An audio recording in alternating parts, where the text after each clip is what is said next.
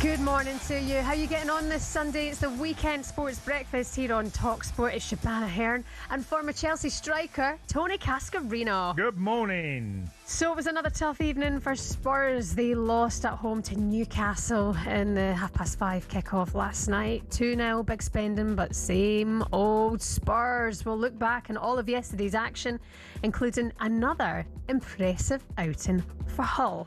Today there's 4 more games ahead in the Premier League, including Manchester United against Ipswich, with the Red Devils looking for their first goals and first win of the new season. And over at the O2 last night, Moses Atoma suffered a shock defeat to Filip Hrgović, live here on talkSPORT. Hrgović lands a big left hand, and Handbolt has stopped it. Quite right.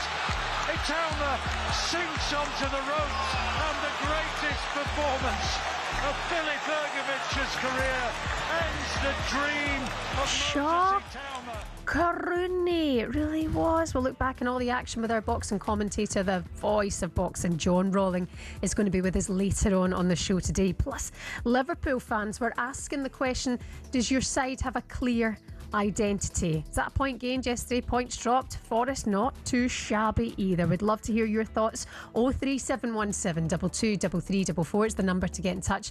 81089 if you want to send us a text to the Weekend Sports Breakfast on talkSPORT. Good morning. Right, go on. How was Big Al yesterday? Did he behave himself? Different. No. Different. Wow. No, honestly, Shebahn. I mean, you know, we have the 5:20 meeting. You know, we have a chat this morning, and Al turns up at 5 to 6. Oh yeah. So we start, and then and he's great fun. He is great fun. And he was saying, when he got up welfare, he said, Shebahn, he's good. Yeah. He said, she's on this pageant now with all this, and I'm thinking, Al, be careful, but he spoke very highly of, I'm just saying because he did. He spoke very highly of you, lovely. and it was good fun. It was just very, very different. Yeah, I mean, he's long in the tooth, isn't he? About so many things, Al. Oh yeah. He's been around the block, and he said, I think I can do another 5, 10, maybe 20 years, and I'm thinking 20. It's interesting when you hear his voice now. It's like calmer. It's so He's got a great voice, hasn't he? Really good voice. And Al always says that. I'm talking like he's dead. He's absolutely not. He always says, just be yourself. Never change for anyone. Just be yourself. That's what. I actually think since I moved to London, nobody really ever says that. It's like fake it till you make it. But when I started working with Al, he was like, don't worry about upsetting anyone. Just be yourself. I totally agree with him. Yeah. Be you, because if you want to be you, you're going to have people that don't like you, whatever, whoever you are. You're still going to have people that don't like you, don't agree with you, get annoyed with you. And there's others that are like and enjoy. I just think you have to be that, because people can see through what you like. I do love it though when people say, be anyone but yourself. Okay, I should try that. But it was good. It was good fun. He was funny, and I'm glad. Anyway, what about you? You've been away again. No, it's fine. That's fair to say, to be honest. But I don't book the holidays in our house. That one Jamie booked, and I'm going to go. Yeah. I'm not going to say, doll, that's the return of the Premier League season. Mama's got to go to work. I'm a be there in my bikini, drinking the old rosé all day. Had a lovely time, thanks. Yeah, good. We were in Lagos in Portugal. Yeah. Never been that way. No, I've never been to Lagos. I've been to Quinta del Lago and Val de Lobo. Oh, yeah. All around there, Villamora, sorry. Villamora's lovely. Villamora. I've done it. And been Lisbon. I love Lisbon as well when I went. Do you know, I don't think I've ever been. No, it's lovely. Yeah. Really, no. I haven't been there for a long time, but I had a week there when I was ending my career in Marseille, and I went there, and I was looked after by an ex-Marseille player out in Lisbon, and he's told me where to go, good places to eat. I loved it. I love the Portuguese people. I love the way out there. Yeah. It's lovely. I think Ray Parlour says he's a place in Lagos. I think that's the kind of way he goes usually. Well, it's the one country in Europe that I would definitely go and I would move to. Have a place. Yeah, I have a place. I mean, I'm not so much. I've had a property abroad before, but it was more headaches than problems than anyway. But it's lovely. Well, it's good to be back. It's lovely to see you. It's good. Try and talk at least about football when we go. We're dancing around the subject. Yeah. But let's get stuck into it now. 2 feet in it. Let's start with the second Premier League Saturday of the season, and it was another cracker, to be fair.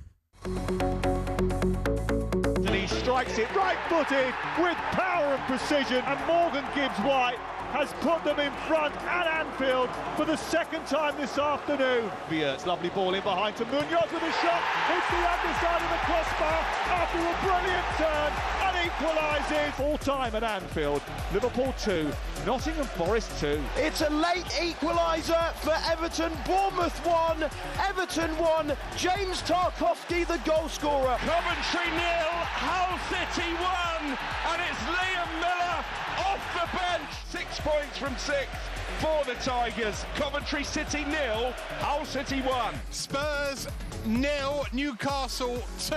Bottom of the table Spurs, because that's unfortunately what they are for 2 games, have now lost their first 2 Premier League games. We don't know what we are as a team. We have no identity whatsoever. Load of ice creams. It's embarrassing what I'm watching. Loads of ice creams. There you go.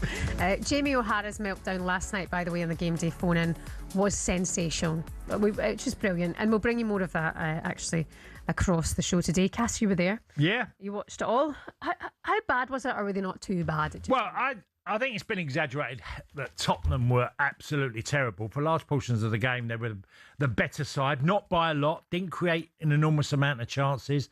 Most of the stats, you just look at the data, they tell you that they had more corners, more, possession of the ball, more passing in certain areas of the pitch. But Newcastle always had that glimmer of a bit of a, on the counter, that they could score.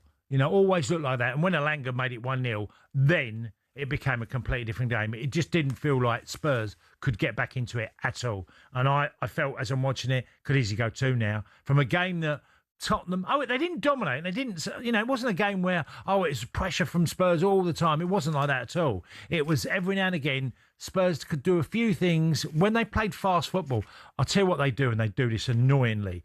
2 centre-halves and the keeper, they love to play walking football at the back. Just walk it, pass it, walk it. And when they speed up the attacks and they got Marmoush in, it worked better. It just looked better. But inevitably, they've gone 2 games without scoring. Yeah, and spent a fair bit of money as well. 300 million. Is it right that the fans get excited about that? Or is it wrong to think you can buy your way out of what is a really toxic, I would say, culture? It's a losing culture in that dressing room. And I know you can go, well, a couple of seasons ago, they won the Europa League. They didn't exactly pull up trees that season either. No. They finished 17th. And Man United were dire as well. Yeah, look, it's a really strange one, because when on the journey back, and I came back via White Hart Lane to Liverpool Street on the train, and you're listening, and there wasn't much complaining from the fans. They're sort of used to it. They're used to this sort of performance and the way they're getting beat.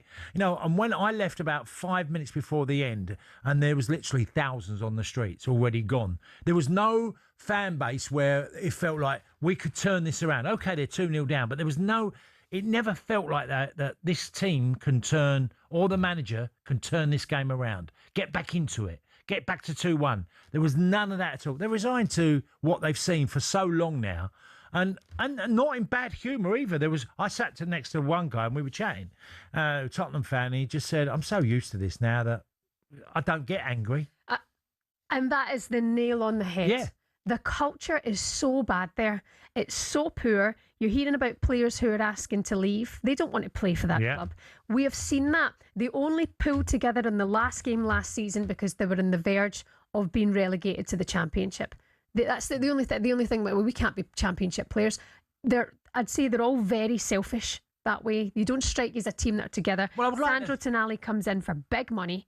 Big money. He was pants yesterday. Well, look, it's a tough one. We're talking about his first game in a Spurs shirt, where at home, especially, playing his first home game.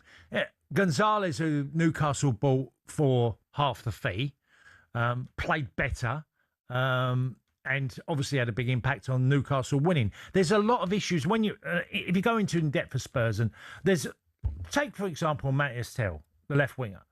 He had a shot in the first half, and the keeper made a really good save.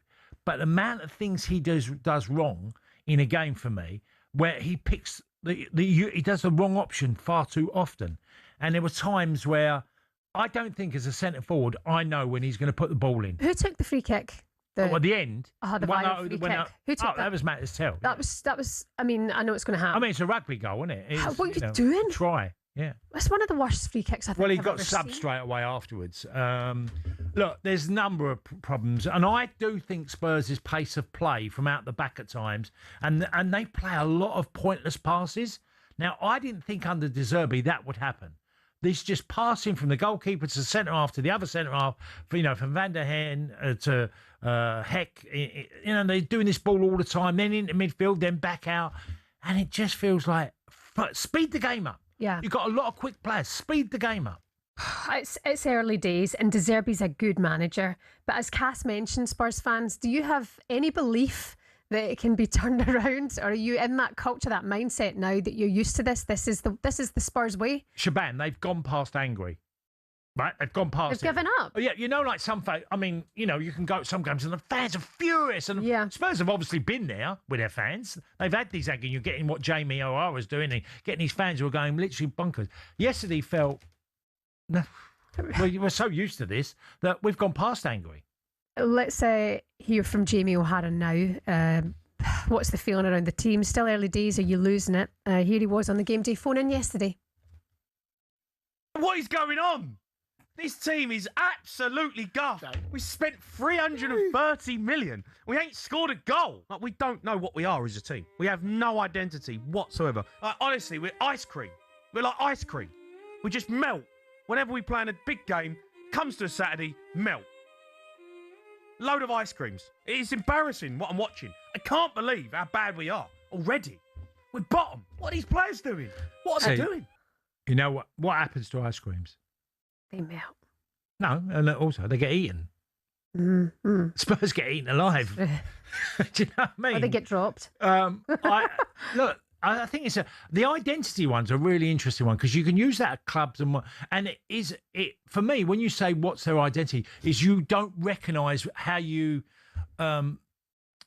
perceive Tottenham to be. What are they? When you watch them, what type of team are they? Are they a counter-attacking team? Are they a team that can play low block and defend brilliantly well? Are they a team that can play on the front foot and attack people from every area? I don't think they're anything of that. They just play moments in the moment. Their identity is Spursy. They're just Spursy. So disappointing this start to the season.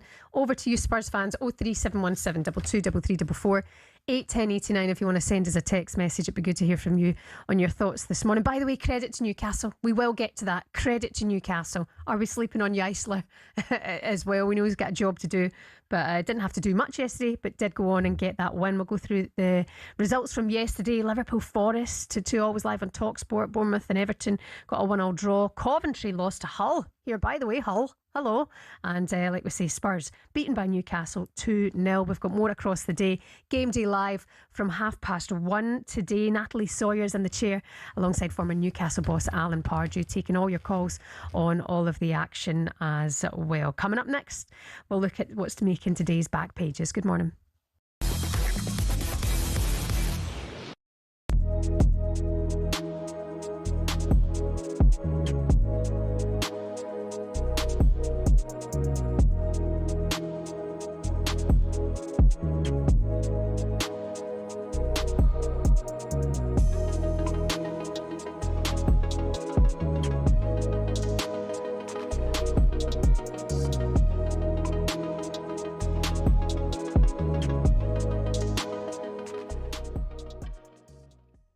I wanted to ask you about Emi Martinez, who's also going to come into Chelsea as a goalkeeper. When you were told about this deal yesterday, you said good riddance. Why?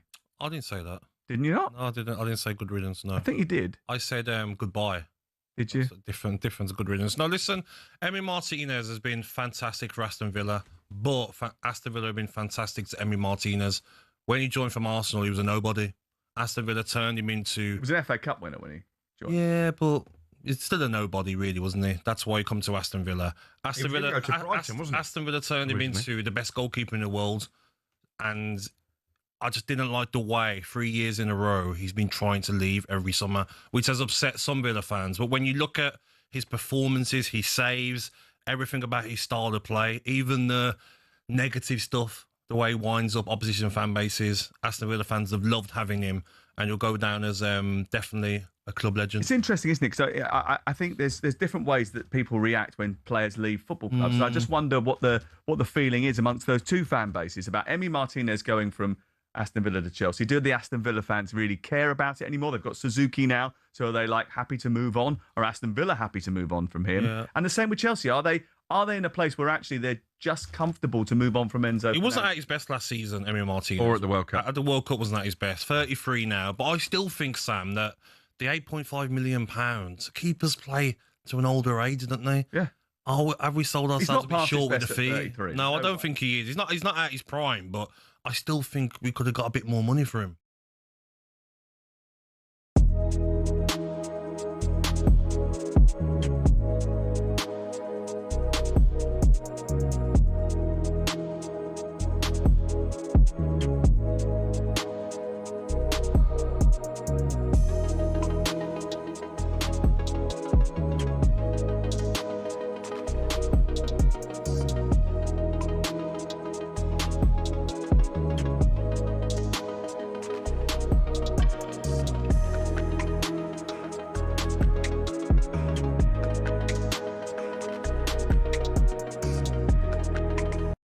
How's that? Next March, the England cricket team face Australia in the 150th anniversary test match down under. And as always, the Barmy Army will be there. And thanks to talkSPORT, Visit Victoria could be too. Enter now at talksportwin.com for the chance to score an incredible week-long trip for two to watch the 150th anniversary test match in Melbourne with Visit Victoria and the Barmy Army. Enter now at talksportwin.com and get ready to experience the electric atmosphere that only a Barmy Army tour delivers.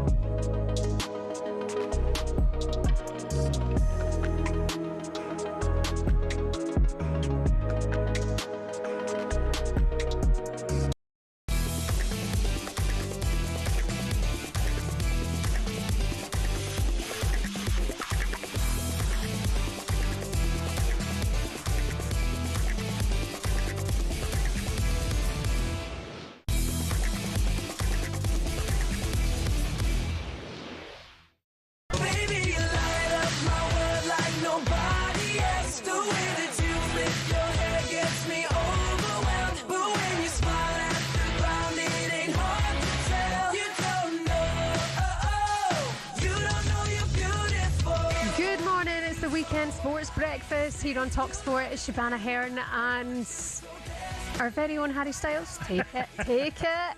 Tony Cascarino is with us. I wished. I know, man. What age would you love to be? You're very comfortable in the age you're in now. Oh, I love being this age. By the way, don't anybody even suggest that I'm in my 40s, because the amount of people go, "Are you only 36? I had you down as like much older than that." I'm like, who was it who said to you on air, called you about 10 years older? So I remember listening. Reeves. I mean, I remember listening. He's not been seen since. He's actually dead. I've killed him. Yeah, he had me down as 46 or something mental like that.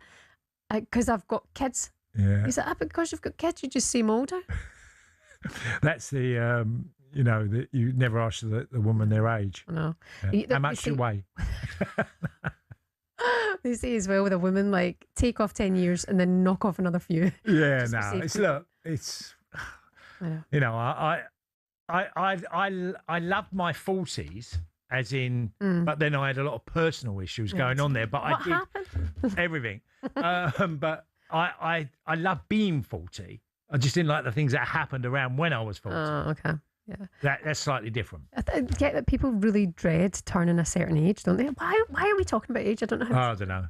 You mentioned Harry Styles, and then I went into, being young and being you said mentioned like me, like Harry Styles. They do say that when women turn 40, apparently it's like a rebirth. You are born again, and you have this like confidence in yourself, and you're got yourself sorted out. Kids are grown up. You're like that. Let's go. Listen, we were playing the One Direction band because the X Factor apparently are revamping. ITV Chiefs are in talks to bring back the X Factor. It was only going for a brief spell, wasn't it? Yeah. Producers are planning a revamped format with younger judges, the new social media generation. You go. Haven't they been used Tottenham? They're not called One Direction. They're called No Direction. No Direction. Absolute loss. Speaking of Tottenham, by the way, good morning, Shebahn. Weekend Sports Breakfast. Are you going to talk about Celtic's exit from the Champions League? Because that's got anything to do with Spurs. Spurs shouldn't worry at the bottom by tonight. Of course, I mean, Spurs just so bad. You can get your calls in on this 03717 22 33 44. Well, Cass was the ace. It wasn't too bad. It's unfair to say that. Look, the result is terrible. And what I'm trying to make in the point that the performance wasn't one of like complete and utter dreadful from the start to finish. There were moments, and the crowd didn't turn on the team. It wasn't that sort of performance and booing. But there's still a lot, and I think the word identity, because what Tottenham are as a side and the way they play at the moment, I've watched a lot of football in my career, and I'm not sure about, what is the role for Marmoush in this team, because for me, he's not a natural 9, but he's a very valid sort of type of 10 for me, and yet there was Richarlison were left out completely. Solanke came on to lead the line better, but there are issues for De Zerbi, and he's got to resolve them very, very quickly. Yeah, he really does. You can have your say on that this morning. Just looking at the back pages again, focus on Spurs after being beaten at home by Newcastle last night. Charlie Wyatt, back page of The Sun, ton and dusted. Two-pile pain on £100 million. Oh boy, Sandro. But Roberto De Zerbi won't panic. There's also the goals pullout in The Sun today. A lot of focus in the EFL and the Championship as well. But the front page pullout is focused on Liverpool. And Donny's sub Blub, Raging Red's boss, blames 3-minute delay by fourth official morgue penalty strike. And then the Sunday Times as well. They've got their pullouts happening today. You've got one of them there, cast by Martin Samuel. Yeah, Martin Samuel has got the headline... The English transfer market has taken leave of its senses, but bubbles do burst. And it's a look over all these extortionate fees and some of the prices that are being paid for players. And, you're looking at 117 million for Barcola coming in, I'm sure. You're looking at Nicholas Jackson, 65 million of a player that's done okay. I wouldn't say, I think it's a bit unfair. But then you're seeing Gakpo today with Liverpool, and maybe they're saying that Man City are prepared to pay 85 million for him. And a lot of Liverpool fans will take that fee immediately, even though he's done more than okay. I think at times he's done well with his return and goals. But the fees that are being paid for players, and one thing is quite clear: how redundant Manchester United are. I mean, they paid 70 million for Baliba, and they paid 50 million for Santos. But they're not pushing like Tottenham have in the market, or Liverpool and Man City and Chelsea. Manchester United have not been nowhere near us, and Manchester United don't seem to sell anybody overpriced either. I can't think of any players that are going for a lot of money from Manchester United. You'd be right. This is one of the biggest clubs in the world, and they feel redundant. Well, it's a good topic of conversation. Actually, you're right to mention like the astronomical money that are going on some players. Especially what we've seen this window. Earlier on this week on talkSPORT, Gabby Agbonlahor, Sam Matterface and Alex Crook discussed the fee for Savinho, and Gabby suggested that something doesn't feel right about this one. 85 million. That's something fishy to me. In football, I don't care about minutes. I don't care about 31. It could be 31 appearances in 5 minutes. I'm not sure about something fishy. I think it is. Seems to me like 85 million to make a statement this summer. Obviously, what do you mean by fishy? They promised because you're going to get yourself and us into a lot of trouble. I don't care. Fishy in the sense that you're paying 85 million for a player worth that you bought 2 years ago for 30 million. And when you talk about those stats, that's a transfer I'm looking at, and a lot of people are saying it online as well. That don't sit right with me. 85 million.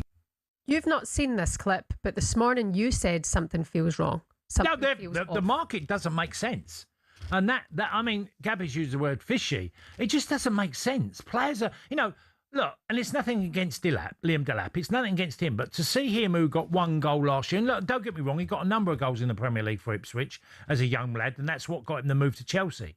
But going to Chelsea and then going for more money again, as much as 50 million with add-ons. That's a big fee for Liam Delap. Now, there's been a number of them, and he's right to mention Savio. Yeah, or Savio, he's changed his name, hasn't he? But anyway, he's right to mention him. But you're looking quite a number of players whose fees are, inflated. So, and it's who's guilty of all this? It seems to be the biggest clubs. They make a lot of movement. Don't get me wrong, Nicholas Jackson's done decent enough. He went to Bayern Munich. He wasn't a starter. But your players who are not starting are going for really big money. I wouldn't say fishy. I think it just doesn't make sense to me. Okay. By the way, on the subject of transfers, the deadline day window happens on Tuesday, the 1st of September, 7 o'clock. We've got Deadline Day Drive with Andy Goldstein and Darren Bent. That starts at 4 o'clock in the afternoon. And then a Deadline Day special with Mr. Deadline Day himself, Jim White, our Santa of Deadline Day, and our chief football correspondent, Alex Crook, former Liverpool midfielder Danny Murphy, analysing and dissecting all the last-minute deals as they happen here on talkSPORT on Deadline Day. You're listening to the Weekend Sports Breakfast here on talkSPORT with Volkswagen Transporter. Up next, we'll change gear and speak to a man running to London. That might not sound too impressive until you find out where he's running from. We'll do that next morning.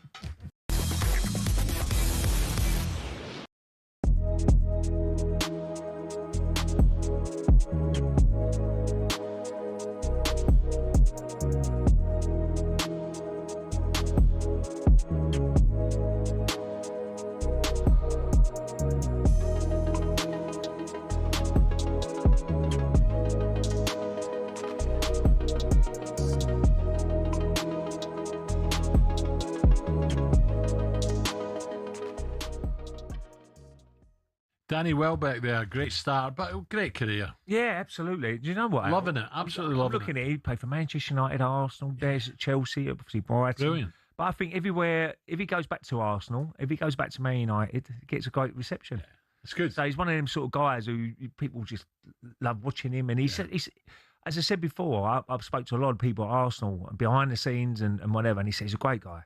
He's really good for the dressing room areas as well. And that's why probably Chelsea have invested in him to help the young players out as well. Speaking of Chelsea, this surprised me, and I think you, Ray, as well. Breaking news reached us late last night that Chelsea have agreed a £7.5 million deal to sign Villa's World Cup winning goalkeeper, Martinez. $7.5 million. Yeah, no, I thought I didn't see the dot. I thought it was 75 million. What's going on here? Well, they've signed a new keeper, haven't they, Villa? And he was number 2 at the moment. But they're getting an absolute blinding deal there. That doesn't make sense. No. Yeah, I think Chelsea have got a really good deal, and you need a good goalkeeper. You need someone who's been there and done it, and he's certainly plays for his country, and he's been brilliant at Aston Villa. Yeah. So I think Chelsea, if you had a worry, if you're a Chelsea fan, it would be the goalkeeper. Watching that Fulham game, he made a couple of mistakes, and Martinez would probably go straight in, wouldn't he? Must do. I think so, because he's experienced now, and he makes some vital saves for Villa. So that for me, that's a really good deal for Chelsea's point of view.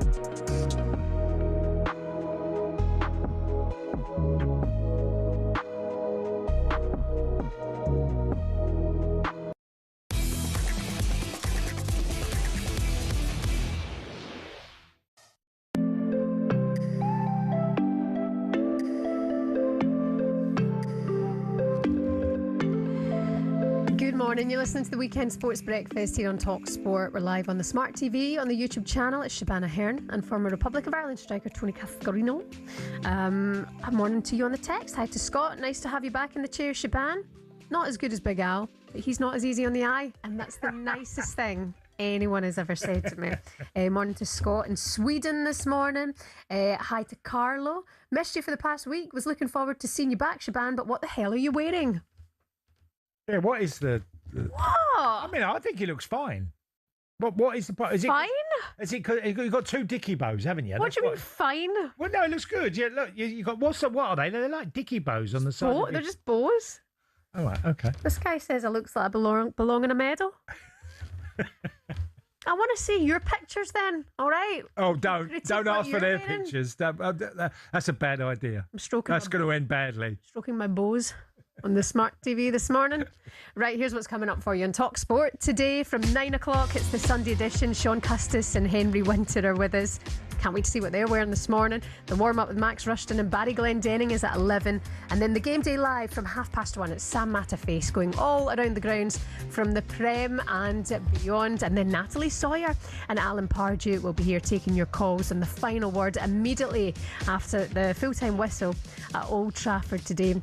And finally, Trans Euro Express sees you through your Sunday evening with Mr. Andy Brassell from 9 o'clock in the evening. 03717 223344 is the number to have your say. Spurs fans, really, can you buy your way out of a losing culture? How disappointed are you? Or do you think it can be turned around? We've got Rob, the Spurs fan, with us now. Morning, Rob. Hi, Rob. Morning, how are we doing? Fair of you? Yeah, good. Go, come on, Rob. Tell us. I was there yesterday. Tell us what your feelings were. There's a couple of things. I'll tell you what, you talked about transfers just a minute ago, and Sonali coming in. Savio coming in, yeah. Now, 85 million quid, yeah, fine, right? Yesterday, you weren't even on the bench, right? Yeah. I read on one of the Spurs websites that he was not in the game because of muscle fatigue. Muscle fatigue, right? It's the start of the season. Yeah, he's only come on halfway through the first half against the second half against Charlton. Yeah, and why wasn't he picked up when he had his medical? His muscle fatigue. You know what I mean? And he ain't even in the team, right? That's number 1 point. Yeah. Number two, as Spurs supporters, we've now begun to realise that, and the rest of the world should know this as well. It ain't just about Sonali coming in, Savio coming in, Mamouche coming in. It's a team game. Yeah, a team game. Yeah. As you well know, you played it. You played Great Standard. You know it's a team game. You can't win a game one player on his own. Now, yesterday, and I picked up on what you said earlier on, and us as Spurs supporters are beginning to really get upset about this now.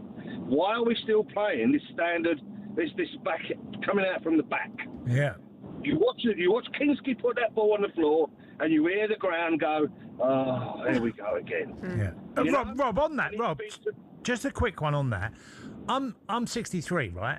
And I could play walking football, you know. So I'm expecting, because you have pace in your team, that if you move the ball quicker and just get out of them areas instead of doing, 1 minute of wasting time at just needless passes. Exactly.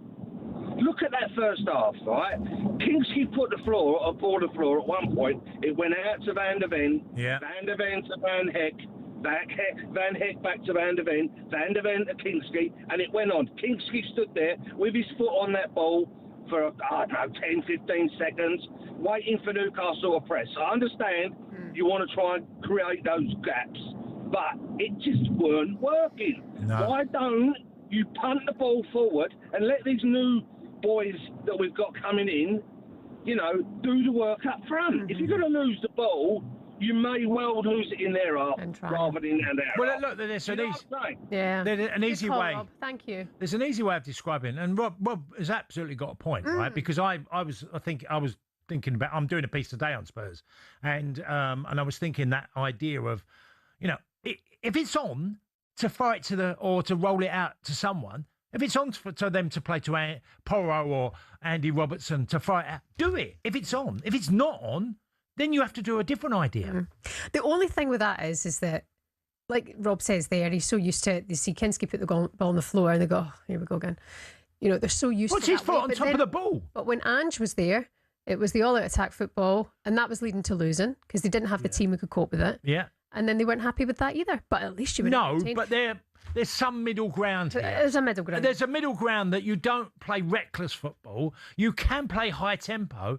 But I look at why are you bringing in Marmouche? Why are you bringing Savio If you're not going to play that way, yeah. you know, you're bringing them in to add pace and injection in the forward line, and you haven't got a goal. Preach. But if you're predictable, as Brentford did against them, I watched the game live at Brentford, and I'm thinking, this is the worst game. And I said it the day before the game, for Spurs to play because they know exactly what they're doing. Everything about Brentford, the reason why they get results because everyone's tuned into exactly the way they're going to attempt to beat a side. Yeah. As Jimmy O'Hara said it yesterday, and as you hear it from Rob's voice there, Spurs killing them slowly. You can keep these coming in 81089 03717 223344. Now, do you like to set off for your run first thing in the morning for a mile, maybe perhaps a 5k, couch to 5k might be your vibe, or even 10k? Well, how about running all the way from China to London? That's the challenge faced by our next guest. We've got Jack with us now, Jack Jarvis. He's making 13,000 kilometre odyssey, all in the name of charity, and we've got him with us now. Jack, you're crazy, but I kind of love you. Good morning, how are you? Jack. How's it going, Shebahn and Tony? Yeah, I'm good. Just finished 57k for today. I think we're at 1,073k in total in the first 20 days. So yeah, we're making nice progress towards Trafalgar Square. To be fair, did you start in North China or South China? Started in Tiananmen Square, Beijing. Well, you're some man. I mean, come on. So, how many times did you have to cross, the sea or ocean? What way did you go? I haven't done it. I'm still in China, Tony. I thought you'd got back. No. Sorry, I thought you got back. I'm out in China now. That's a hell of a running. Not even halfway. Yeah. Oh, Jack. I mean, you're still smiling. You don't look too broken yet. How's the body feeling? Yeah, body's all right. Ran pretty hard on week 2, did 420k and gave myself anterior tibial tendonitis. So we're managing that injury. I mean, it's not been smooth sailing as well. Our van got broken into on our first day and all our leisure batteries and because it's a camper, all the solar equipment was stolen. So about 1,500 quid's worth of kit was nicked. So that was a real kick in the plums to start the challenge. Yeah. Jack, tell us how you prepare for something like, what you're attempting is to make that incredible run. Well, it's a pretty boring answer. It's just consistent training, a lot of running in the gym to just try and sort of get your body as physically robust and used to the amount of mileage you're going to do over the next 9-10 months. And you're doing this for a brain tumour charity. Tell us all about it and why it's important to you, Jack. Yeah, so I'm doing it for Brains Trust, which is a brain tumour charity based in the UK.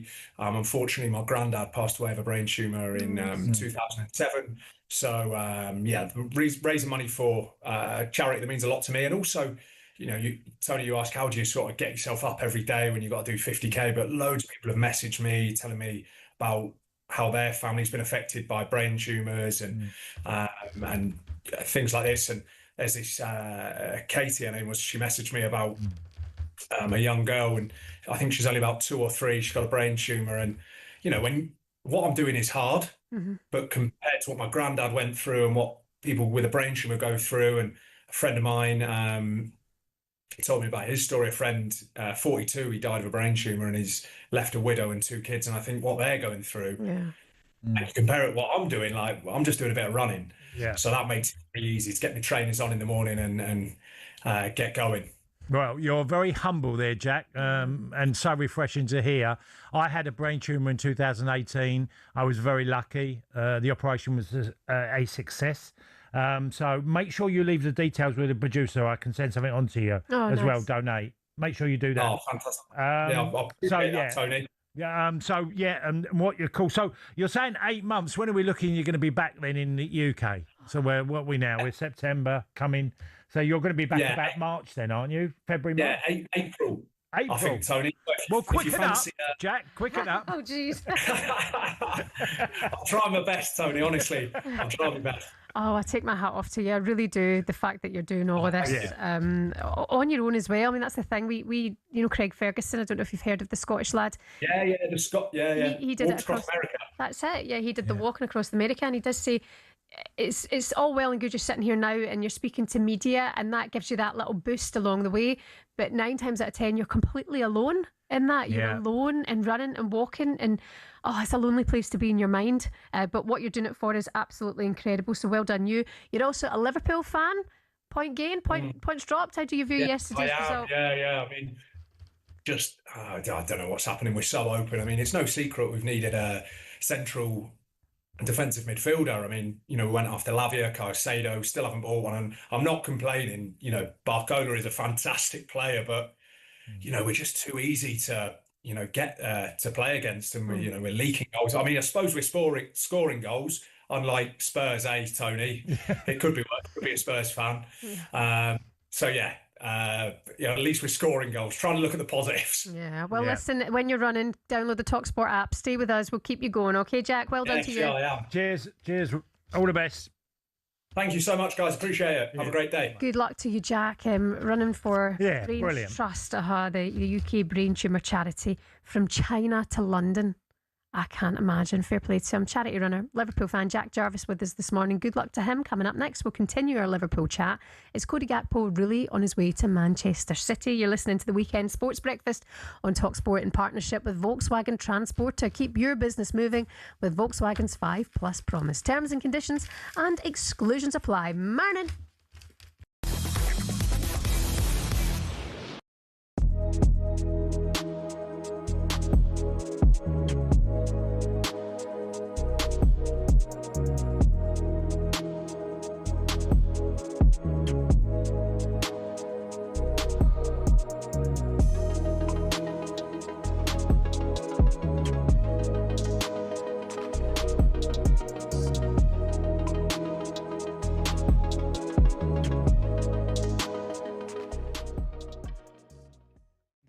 All right, Gab? Gabby! Jamie, what you on about, On the mate? Villa! You're just jealous, mate. I've been Jamie, hearing you all day. What are you on about? You're talking guff, mate. Just because you're jealous. What are you on about? You're jealous. How can you finish 17 2 years in a row and spend half a bill? Because we've got the cash, Gabs. Yeah, but that ain't fair, mate. See? Jealous. It ain't fair, Cundy. No, I agree. Do you know what? I agree with Gabby on this. I totally agree with him. No. This has got no. I'm not. Win the Europa League, I'm not picking. and we can't flipping spend. I'm not picking sides. I'm telling you now. Villa and Newcastle should be able to spend. Cry me a river. 100. Cry me a river. Jay, listen. Thank you, Cundy. I totally agree with him. Gabs? Totally agree with him. Stop crying, mate. Jamie. Stop crying, Totally mate. agree with him. Stop crying. Jamie. Gabs. You're signing rejects from Manchester City. Good Marmouche players, is mate. unwanted. Savino's a reject. Robertson's a reject from Liverpool, not wanted anymore. Conor Gallagher's a reject from Atletico Madrid. Spurs are signing rejects. Hold on a minute. You sold 5 of your best players. All right, you're absolute guff this season. Oh, the rules! Oh, the rules! I thought you was a big club. I thought you was a big club. Well, we are a big club, but the you're rules not, don't let us. You're not, though. Because you and your cartel, top 6, you and Cundy, don't want Villa in there. Don't bring me into this. I've got nothing to do with this, Gabby. Mate, keep you out of it. Only big boys allowed in the top 6, mate. You're not big. You have to sell your best players. We don't have to sell our best players. 17th, right, and go and spend £500 million. Because we're a big club, Gabs. Stop whinging.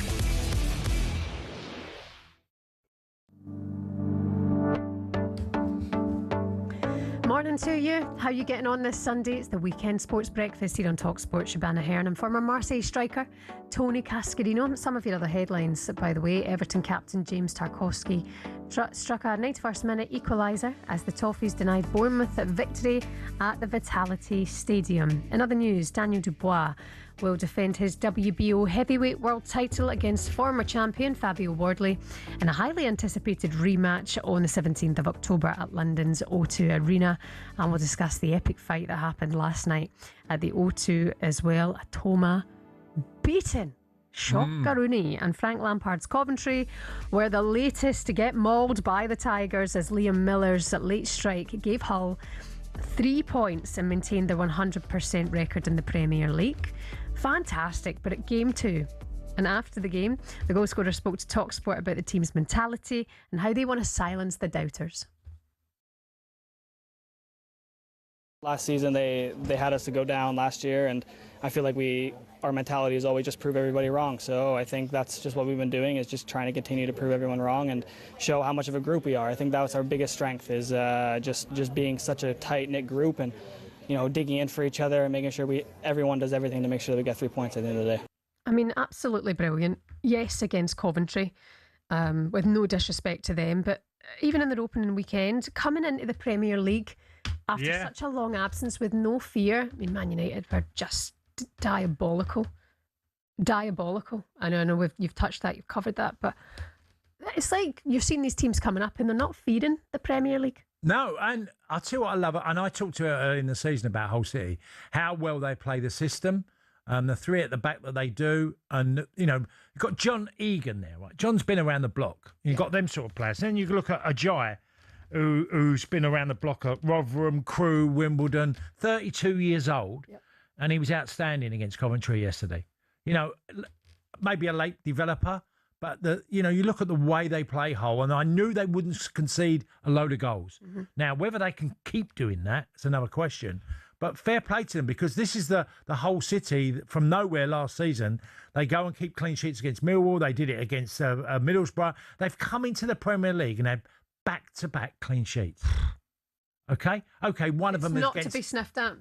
No, it's nothing. You're absolutely right. It's a fantastic debut for them in the Premier League this time round, where they've just gone boom, boom, straight out the bat. And that's what they showed at the end of last season. Yeah. No. I mean, this is a team, Shebahn, that had to go and get a result in, just to make the playoffs. They were in dire trouble. They were in free fall. And from there, they've just literally kicked on. Fans, you'll be buzzing. Hull fans this morning. 2 wins in the Premier League. That's some start. May it continue for you. Let's talk about Liverpool as well. Victor Munoz has marked his full debut with a goal to rescue a Premier League point for Liverpool at home to Nottingham Forest yesterday. Cash, you were at the Spurs game, but what did you make of what you saw of Liverpool? Yeah, well, I watched Liverpool because they was the early game, so I watched them, and same problem. And there is a disconnect, certainly within the team, of what Liverpool actually are. I think the 2 fullbacks, I'm not convinced by Kirkes at all. Frimpong likewise. I look at the midfield, and we had the caller on earlier. Oh, sorry, we had Jack on, didn't we? And a Liverpool fan talking. Now, it's been obvious for a while that Liverpool have missed that central midfielder who keeps the ball. I can't believe, for love nor money, why they haven't gone after Adam Wharton. I think he absolutely fits Liverpool. His simplicity of his game. I was lucky enough to play with a number of Liverpool players in my career. And one of the best, and is very underrated, is Ronnie Whelan. Ronnie Whelan was won a lot of titles with Liverpool. And they, people would talk rightly so about Graham Souness and others who have been brilliant. Adam Wharton's got that Ronnie Whelan in him. Okay. Ronnie was all simple. One touch, great footballer, move the ball, make tackles, quite nasty. He could do all of that, Ronnie. And I look at Adam Wharton and he reminds me of Ronnie Whelan. I just think he's the signing that I'd love Liverpool to do, is that midfielder that is tenacious, wins the ball, and he does great first time one passes. He'll see the pass and hit it immediately, Adam Wharton. Does that brilliantly well. Ronnie Whelan used to do that. He'd ping things immediately to people's feet, and I think he would be a one that I can't believe no one's actually gone and tried. I'm sure they have attempted to buy Adam Wharton, whether Palace about, they tried to price him out the market. I think he was as vital as anybody to come to Liverpool. I mean, I think if Palace had let him go, if their fans would be going, what on earth's happening? You know what? Well, yeah, I get it. He's a very composed player, very calm. But I just look at him and think the way Liverpool play, or the way, Ndoli Areola wants to play, and I'm totally behind the manager. I think he's got to resolve these problems, but hopefully the club can do it. Barcola coming in, a great addition to stretch teams. He does the Luis Diaz role for Liverpool for me. He can do that, and hopefully as good as Diaz did it, because he was, for me, I was gutted when he left Liverpool. I came out on air and said, can't believe Liverpool sold him. Obviously for 85 million they had to. You'll know this more than me, but I just wondered, is there a bit of an identity issue going on? Not crisis, issue going on at Liverpool just now, because Klopp created the identity, Arne Slot changed it. Now it's Andoni Areola. What is the broader issue there with Liverpool? Well, the broader issue is that I watched Areola's team, Bournemouth, develop and have an identity. He developed that. It took him best part of 10 games, really, before he found it. And once they got it and the players were physically in the right condition to be able to, implement that style, they were really good. Bournemouth were fantastic to watch and very, very quick football. They didn't dilly-dally in areas of the pitch. They moved it really quickly. And I hope he can actually get to that stage where, let's look on the upside of Liverpool, because they didn't play particularly well at Newcastle, but they managed to get a draw out of the game. They didn't play particularly well yesterday, but they've clawed the game back. Amunez's goal was a terrific goal. Wirtz was slightly better, but there's, watching Kirkes, and it's really, I don't get, he plays everything at such a high speed. It's like he never can slow down. All great defenders knew when to slow down and not get into a rash situation where you're going to be beaten quite comfortably. He seems to play hyper tempo all the time. And I think he gets himself in trouble doing that. Just to go, step back sometimes. You're not going to win it. You're not going to win it. Also, with the subject of Bradley Barcola coming in, 123 million, Cody Gakpo is facing a decision over his Liverpool future, interest from Manchester City, for £85 million. Yeah. Well, I mean, Gakpo can play left and right. I mean, he generally plays on the left, but he can play on the right. And he did that yesterday with Liverpool in the game against Forest. It's a big fee. I don't think it's one that Liverpool could turn down if it's true. I just, maybe I'm being sceptical. I don't just see that. I can't see that happening. I just can't see someone paying 85 million for Gakpo. But then I would have said the same about Savio. He's been a decent player. He's got a lot of big goals for Liverpool. But I don't think, if I'm looking at what Liverpool were when they had Diaz compared to Gakpo, there's a big difference in quality there. And you look as well at the market, it's just absolutely bonkers. It really is. Yeah. Okay, Liverpool fans, have you lost your identity slightly? And do you trust Andoni Areola turning it around? 03717 223344 81089 coming up for you on the next hour here on talkSPORT Weekend Sports Breakfast. Jamie Jackson will go through all the stories from the newspapers this morning, all the back pages and more. We'll discuss the issues at Rangers as they travel to Aberdeen today, and we'll give you our top 5 boxers of all time. Who makes the list? You'll find out in the next hour on the Weekend Sports Breakfast on talkSPORT. Morning.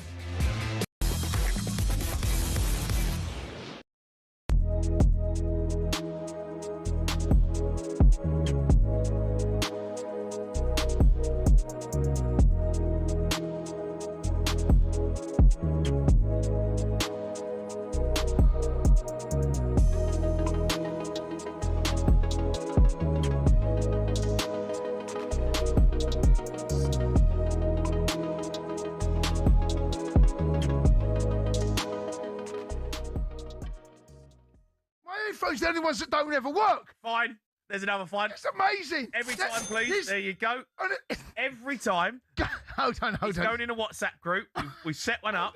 Every time these fines come into the play. So good. Right, we'll have a night out in December. One lucky listener of the Sports Bar will be able to come on the night out and spend Cundy's cash. Hold on. I can't believe I've just seen the Ange mask.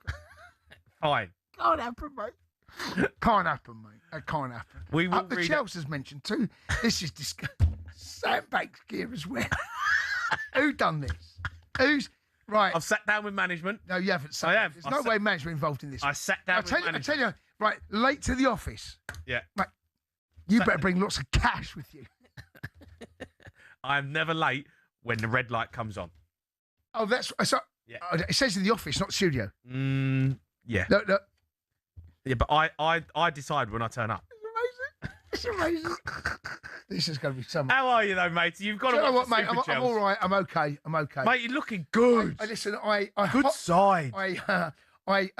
Yes, on the back of limo bikes. By the way, go and Google them. You want to get to A to B, limo bikes. Right, add that to the list. What do you mean? Promotions. No, it's fair enough. Promotions that are not part of the sports bar. You're making this up. You're like a dictator. Add it to the list. I was at the British Masters yesterday. Had a great time. Right, okay, fantastic. There you go. Good for you. Well done. Cernic Faldo. You asked Legends. me. I never asked you where you were. I know. But so if you're going to promote stuff, but we can both do that. When I ask you, you can tell me that. You're offering this info. No one cares. I don't care.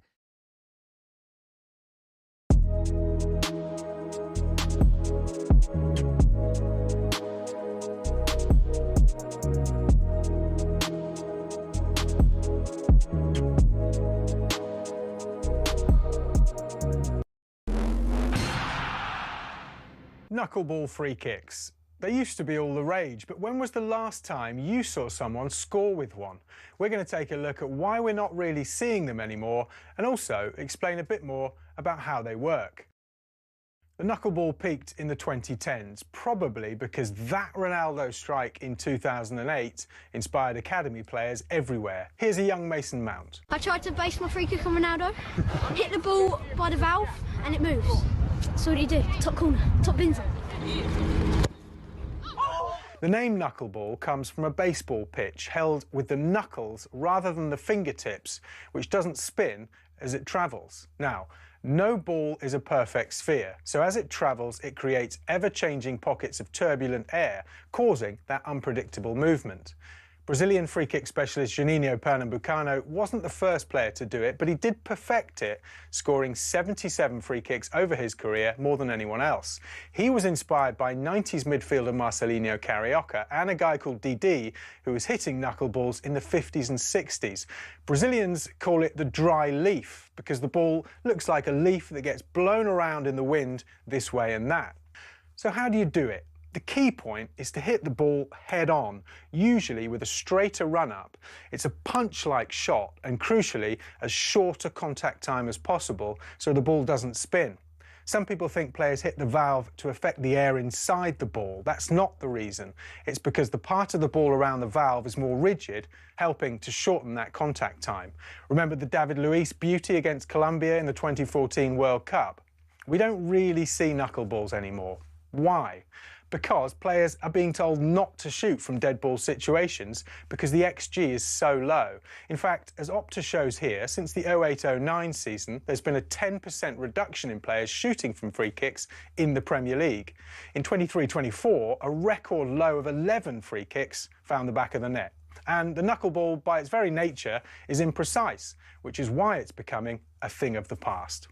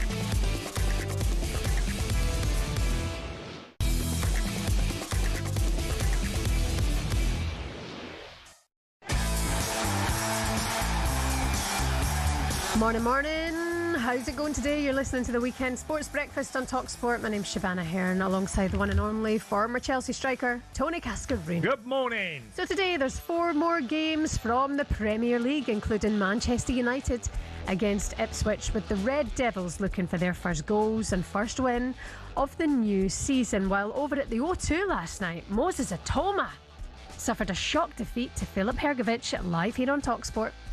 Hrgović left the big left hand, and Handbolt has stopped it. Quite right. Italma sinks onto the ropes, and the greatest performance of Filip Hrgovic's career ends the dream of Moses Italma.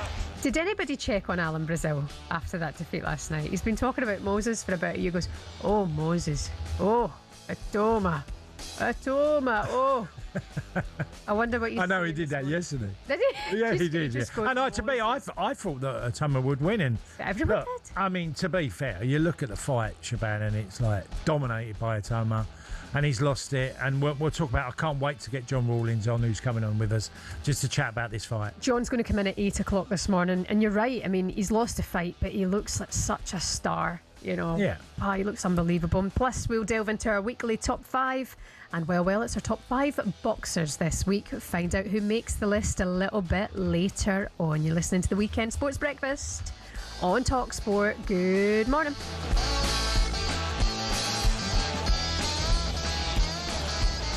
Righto, looking at the papers for you this morning, there's a lot of focus on Liverpool. Like we say, it was points dropped for Liverpool last night, yesterday, and then obviously Nottingham Forest as well. A really decent performance from them. Yeah. I really like Glasner. I really, really like him. Well, when we talk about, setting teams up, and now you have to, find your way. And I'm just going off track here slightly. It was like, you look at Hull City and who they have playing for them. And, and they can produce results with John Egan, who's been around the block for different levels from the Championship. And you look at Ajay, who's been everywhere as a journeyman, and they can set up in the back three and get results. So you can't use the excuse of, that having the players. There's certain players that you need to have that know their job. They just know their job, the Hull City players. Yeah. Right? And the Glasner was no different yesterday. They were, I'd say, unfortunate. I thought they could have got something yesterday, Forest, out of the game. I really did. Because Liverpool are going to concede. It's quite obvious. It's making a lot of the back pages of the headlines today as well. To go through more in the papers, we've got the Guardian's Manchester correspondent, Jamie Jackson, with us this morning. Jamie, good to see you. How's things? Hi, Jamie. I'm very well, thank you. You good, you too? Yeah, we're good. Well, you've got no Manchester club to really talk about at the moment, I imagine, in your headlines. But there was some games yesterday and the results, which would create headlines, that's for sure. Yeah, I mean, the Liverpool Forest game is, as Shebahn was saying, is on the back pages. But I've sort of picked out the Spurs. The back page of the Sun. Yeah. I mean, it's everywhere really, but sort of done and dusted because the Tonali sort of, it's against Newcastle and they've lost and the Newcastle fans are jeering Sandro Tonali. And I was out and about yesterday, and when this result came through, or certainly the fact that they were losing Spurs, I've got to be honest, maybe I shouldn't be. I was like, why? Again? And then when they lost, and I hear what you were sort of saying earlier, Tony, and I've been reading up on it, it seems like they actually played okay in moments, but they're not a team. Now, no. De Zerbi has had to apologise, that's in the Mail and everywhere else. And, he's basically saying when we become a team, then X, Y and Z will be better. But then I start to think, well, what's pre-season about? You're the manager. Other teams are teams. Newcastle's an example. I mean, they just got a new manager in and lost loads of key players and the manager, obviously, Eddie Howe. And you just think, well, they're a team. So why are you not? So, I don't know. I mean, I saw Jamie O'Hara's quote, which really made me laugh sort of yesterday, was, we spent 500 million quid, that's why we should be better. And it's a fair point, right?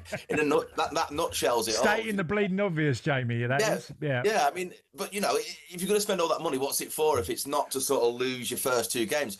It's the old thing. I get it, you can lose games of football, but because it's Tottenham, you just wonder if kind of almost like a sort of, a fear of what's happened the last 2 seasons. Spursy.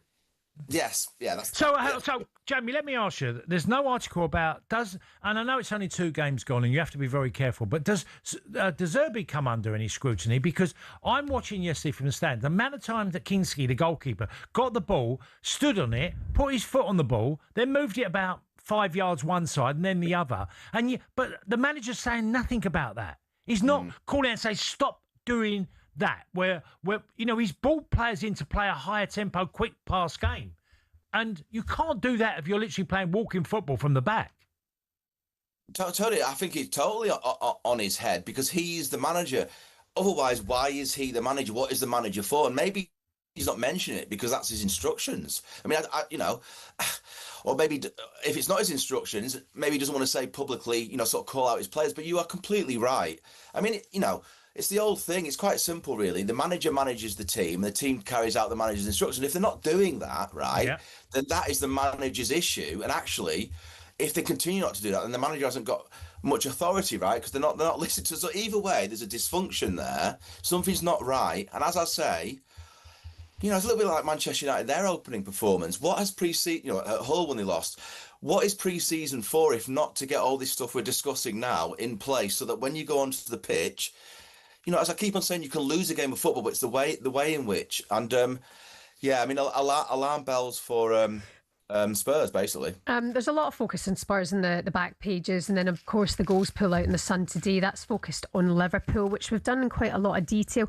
But in terms of what you've been working on, Jamie, Cass mentioned there's no Manchester stories to cover at the moment. Well, but Carrick had kind of criticised the defeat of Hull as kind of lazy journalism. Was that to do with your story? Yeah, so basically, I asked him if he had the captain of Belgium on the pitch, Yuri Tielemans, and his own captain of United, Bruno Fernandes, against Hull at Hull, and I sort of asked him if was there enough leadership shown on the pitch when you needed it at Hull. And he sort of said, well, it's just one game. And I got thrown the idea of a lack of passion after the game. That was Jan Argafiotov's question. And I sort of said, well, if it's not passion, if there was passion there, what's the reason? And he sort of said, well, I'm not going to sit here and give you the whole thing, the whole reason. I said, well, can you just, in essence, give me a concrete reason, not a sort of platitude, not a vague, we need to work on it, actually a specific thing. And Michael Carrick, it's his right, sort of said, well, it's lazy to sort of go down that road. And that's up to him, and he was very calm. But again, it's about scrutiny. You are Manchester United, yes. You are, you finished third last season. You go to Hull. Hull played really well. And as I said to Michael, it's not the defeat, it was the manner of that performance. What's the reason? So, you now fast forward to the sort of game I'll be at this afternoon, Ipswich Town at Old Trafford, before United's own crowd. It's going to sound a little bit silly, maybe, but it's the world we live in. He has to win this one, because if he does not win it, you understand what's going to be happening immediately afterwards. My match report, everyone else, on your station for the next couple of days. I mean, that is the life of a Manchester United manager. It just is. He was very calm, Michael, but he can expect continued sort of scrutiny, because that's kind of, the hot seat. Jamie, you couldn't be more right about it. The performance was pants. We've said it before. We'll say it again. They were not good enough. And that's no disrespect to Hull. But what? How? Yeah. You've got the team who've just come up in the manner that they've come up to beat you 2-0 in the opening game. Now they're going up against Ipswich. He simply cannot lose this game. You're absolutely right. And the bigger issue I have with this, Jamie, is that you can explain a defeat and you can come out and say, well, this happened this moment now.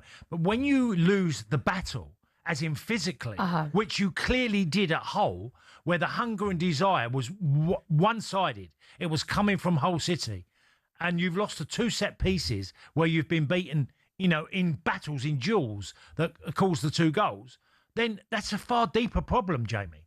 Yeah, and this was kind of what was behind my question about Tielemans and Fernandes, because they are, as I say, Tielemans is the captain of Belgium. Yeah. He's a 29-year-old. He knows what he's doing, and Bruno Fernandes is your captain. So I'll pick out those two because of how I've just described their sort of CV, who they are. Where was the leadership? Because I don't think there's enough edge in Manchester United.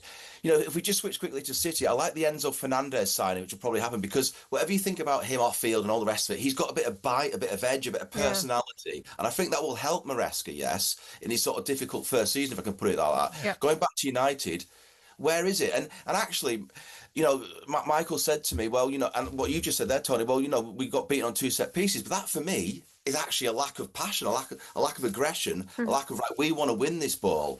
And so, yeah, it's the manner of the performance. Now, hopefully this afternoon, they beat Ipswich Town. I say hopefully because I always want the teams I cover to win. But, you know, they did lose the 2 opening games under Erik ten Hag. I don't know if you remember this, 2 or 3 seasons ago. His opening season, I think it was Brighton and Brentford, or maybe the other way around. One was home, one was away. And, you know, that wasn't great for him. Now, they then beat Liverpool, I think it was the 3rd game, and he sort of turned that season around. Yeah. Listen, it's just one game. Michael's right in that respect. But as I say, I was in Dublin for the game against Leeds in pre-season. They weren't amazing. I think they won it on penalties. Yeah, okay, you could say it's a non-event friendly, but you know what I'm getting at? This is this is alarming. Yeah. No, I hear what you're saying, Jamie. Listen, thanks so much for coming on and going through the newspapers with us this morning. Have a good day. Cheers, Jamie. Jamie Jackson there, the Guardian football correspondent up there in Manchester. You're listening to the Weekend Sports Breakfast here on talkSPORT in partnership with Volkswagen Transporter. Volkswagen's 5+ promise is included when you purchase a selected vehicle. Terms and conditions and exclusions apply. Up next on the Weekend Sports Breakfast, it's time for our top 5.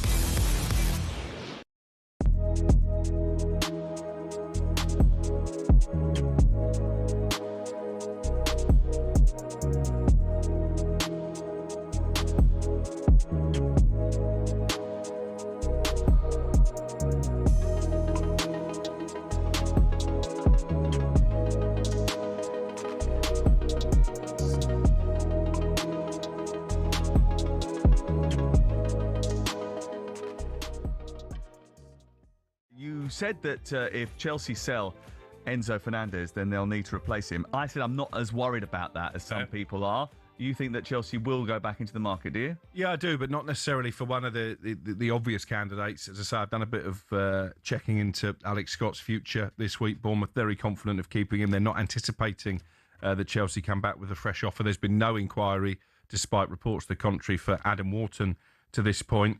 One new name emerging overnight is Lamine Camara over at Monaco. It would probably only cost in the region of £50 to £60 million. Young, up-and-coming player, fits the Blueco model, really. And obviously, if they were to sell Fernandes for £125 million and sign him for £60 million, then that is a decent profit. I don't think it's urgent, and this is why. Chelsea are going to play only about 50 games this season. They're not in Europe, so they'll play League Cup, FA Cup and Premier League, but that's it. Reece James and Caicedo play in a system in which they will always play. Right, they will play. James is going to play in midfield. He's always fit, Reece James, isn't he? I'm just. He was fit last season for most of the season, apart from the World Cup. Until we got to the World Cup, yeah. He played for Chelsea for most of the season. I think, but one of the reasons he's playing in midfield is because of that reason, right? Because he can't go up and down and play like a wing back anymore. He certainly can't play at the demanding role that is going to be asked of the wing backs in the Xabi Alonso system. So playing him in the central midfield position makes sense, right? He played there last night, played there Monday night. Caicedo will play every game alongside him. If one of those two aren't there, Lavia will step in and play. Always fit as well. Henderson will step in and play. Barco, who played in there last night, was very good. He'll step in there and play. And even Jarell Harto has played in there as well.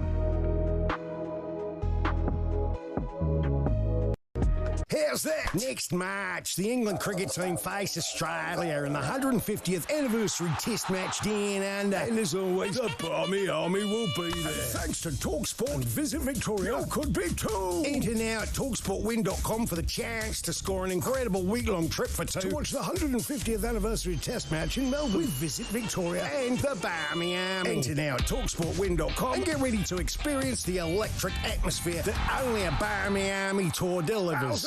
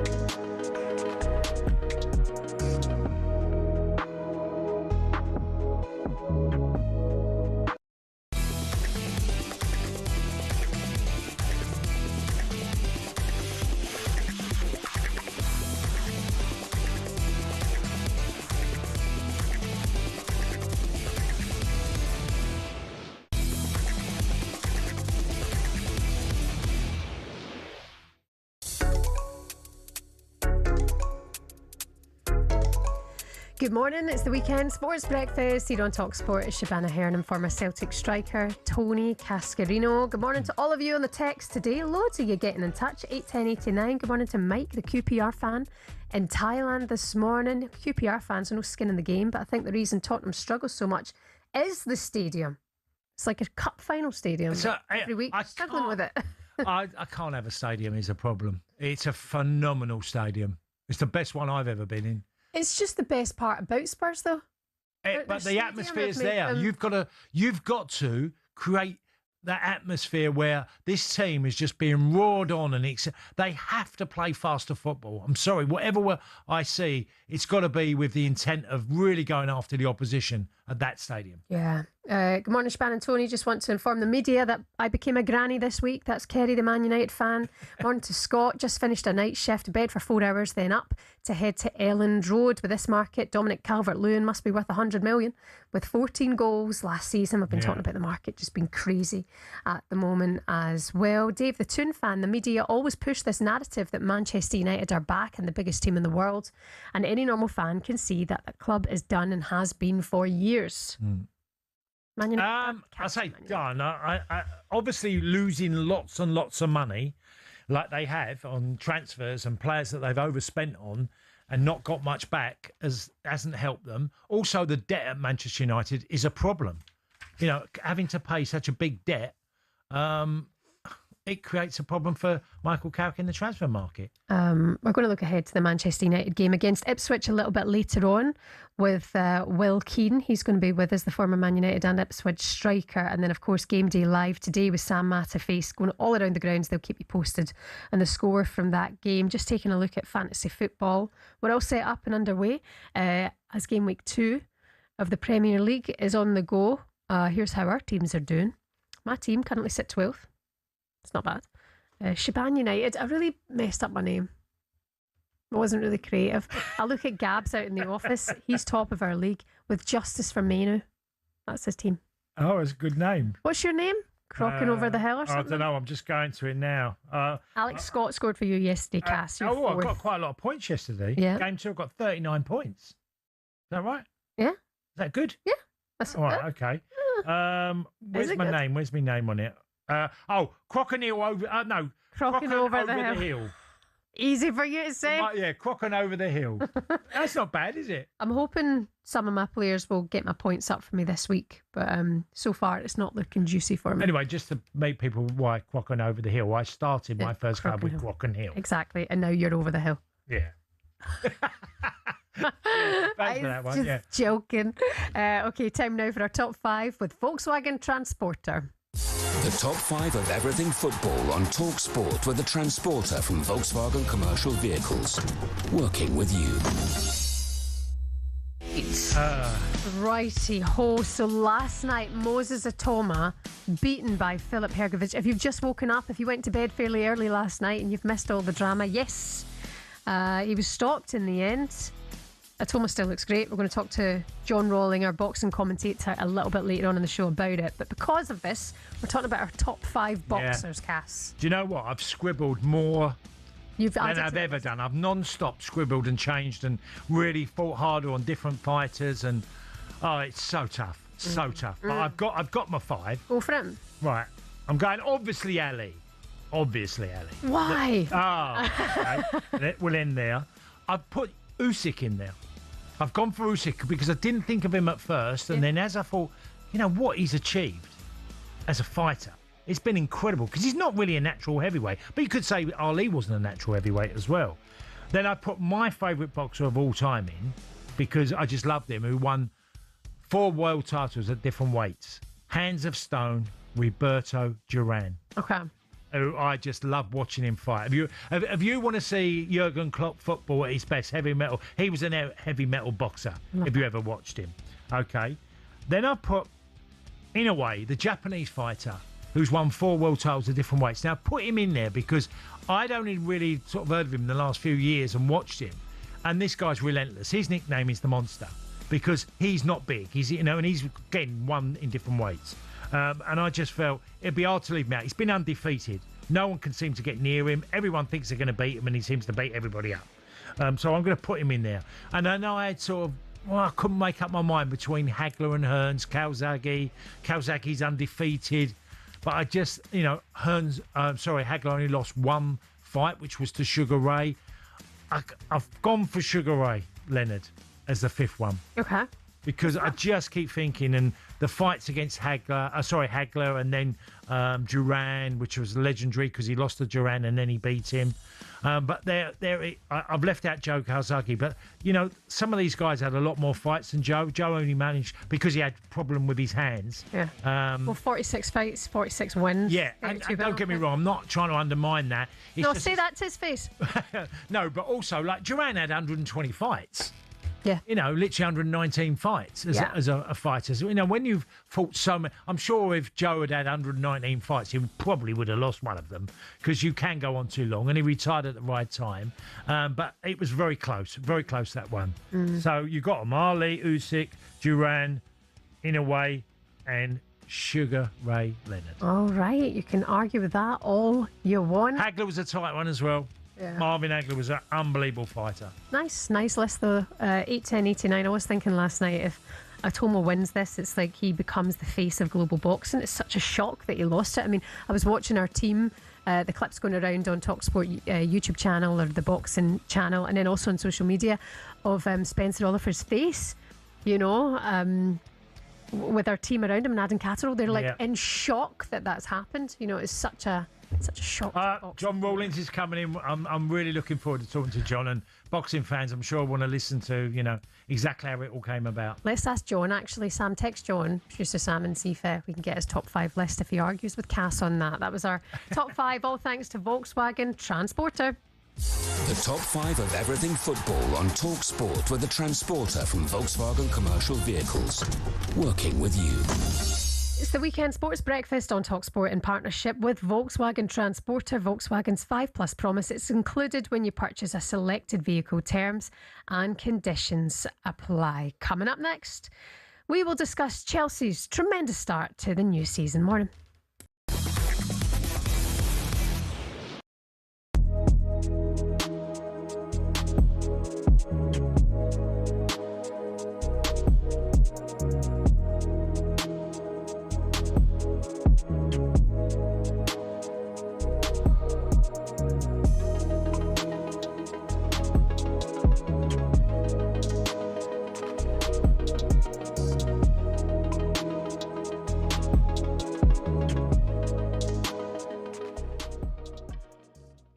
Emmanuel Petit joined the station yesterday and spoke on the difference that he could make to this Liverpool side.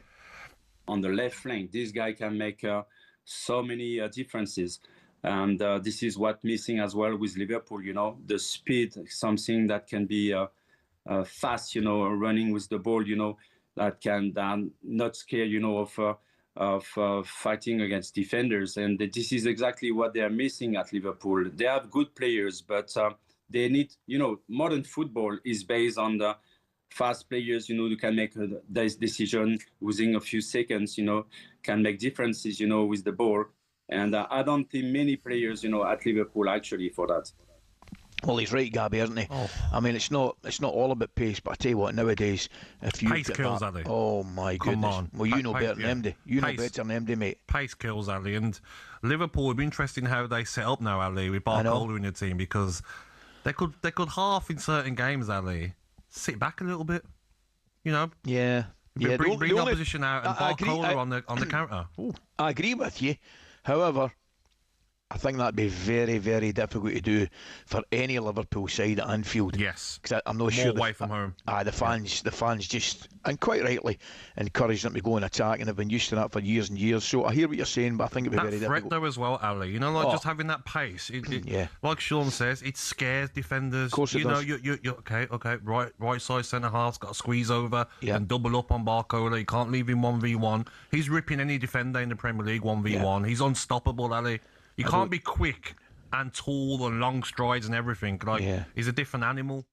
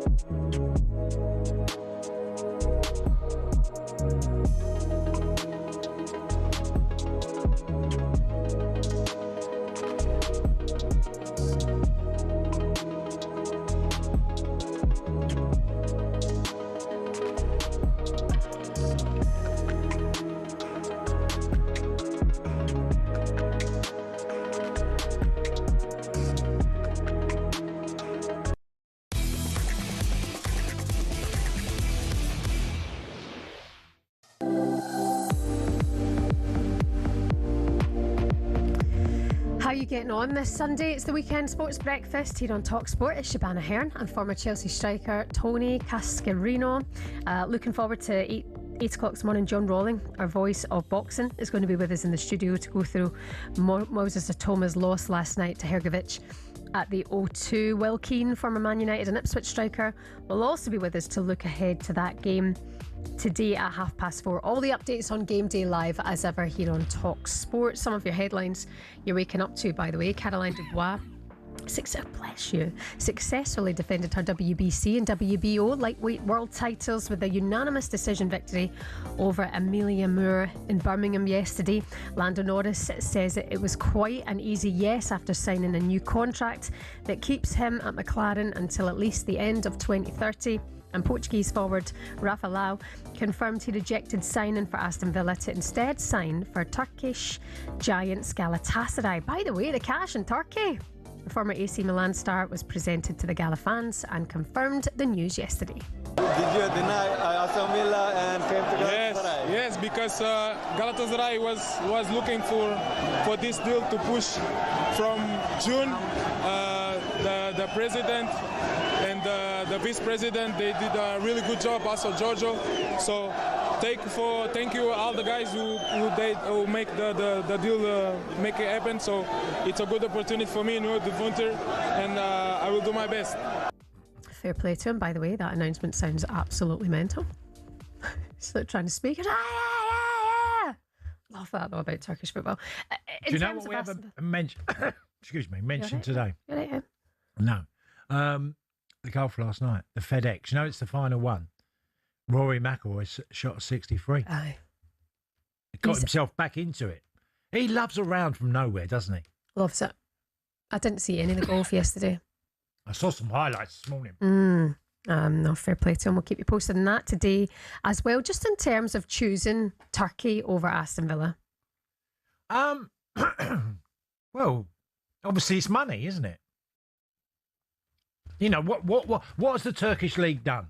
Is it ever had a team in the Champions League that's gone really deep? So it's all about the money. Some players refuse it. Some people go for it. And depends what stage of your career you're at. You might think, well, I'm going to get really well paid in Turkey. I might take my chances there. You know, China was that when that initially started. Then Turkey came in, and we've had, obviously, the Middle East as well with huge payments. That's the only reason I can think of is why you would choose China. Oh, sorry, Turkey. Okay. So if you take PSR out of it and the restrictions, do you still think he would have chosen then Villa or Turkey over Villa? Well, obviously, Turkey's paying a lot more. Are they a desirable club, Aston Villa, to play for? Yes. I would be very biased because I was lucky enough to play and wear the number 9 of Aston Villa. And it was an honour.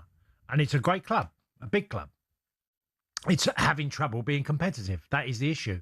You know, they're having to move players on, sell, probably can't pay the wages that other clubs can pay. And they're going to lose players. You know, think that they made the top 4 last year was a really big moment again for them. They've done that a number of times under Unai Emery. It's a big statement to make the Champions League, but they can't seem to really kick on to be actually a challenger for the title. That feels like that's not possible with the way the rules are set up, because there's clubs with way more than them, can pay way bigger wages, can pay bigger transfer fees. Mm-hmm. And that's the thing, we've been discussing Spurs all morning.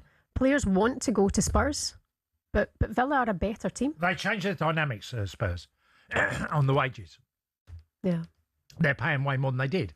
Under Daniel Levy, would have never paid the wages they're paying now.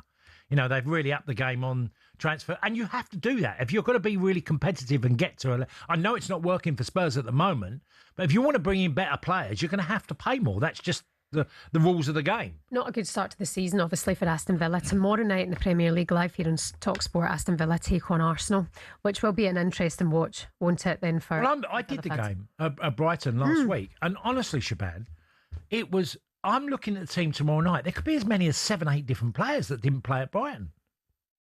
It's you know, from that team. So that initially, what was that team last week at Brighton? Apart from Matty Cash, John McGinn, I'm thinking there's going to be a lot of change to that side by the time they play tomorrow night. Do you think Villa have hit their ceiling, Cass?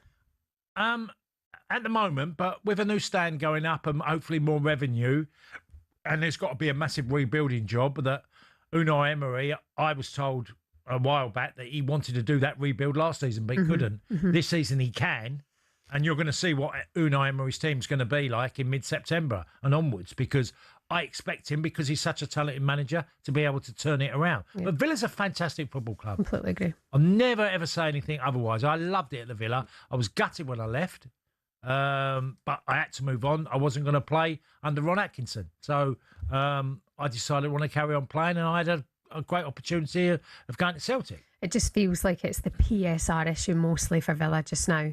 You know, like you say, yes, poor performance from them last week, but it's going to be a much changed side. Yeah, and they're still going to get hunted. There's still going to be players at that football club that the vultures are hanging over to try and snatch away from the Villa. Villa have got to somehow hang in there.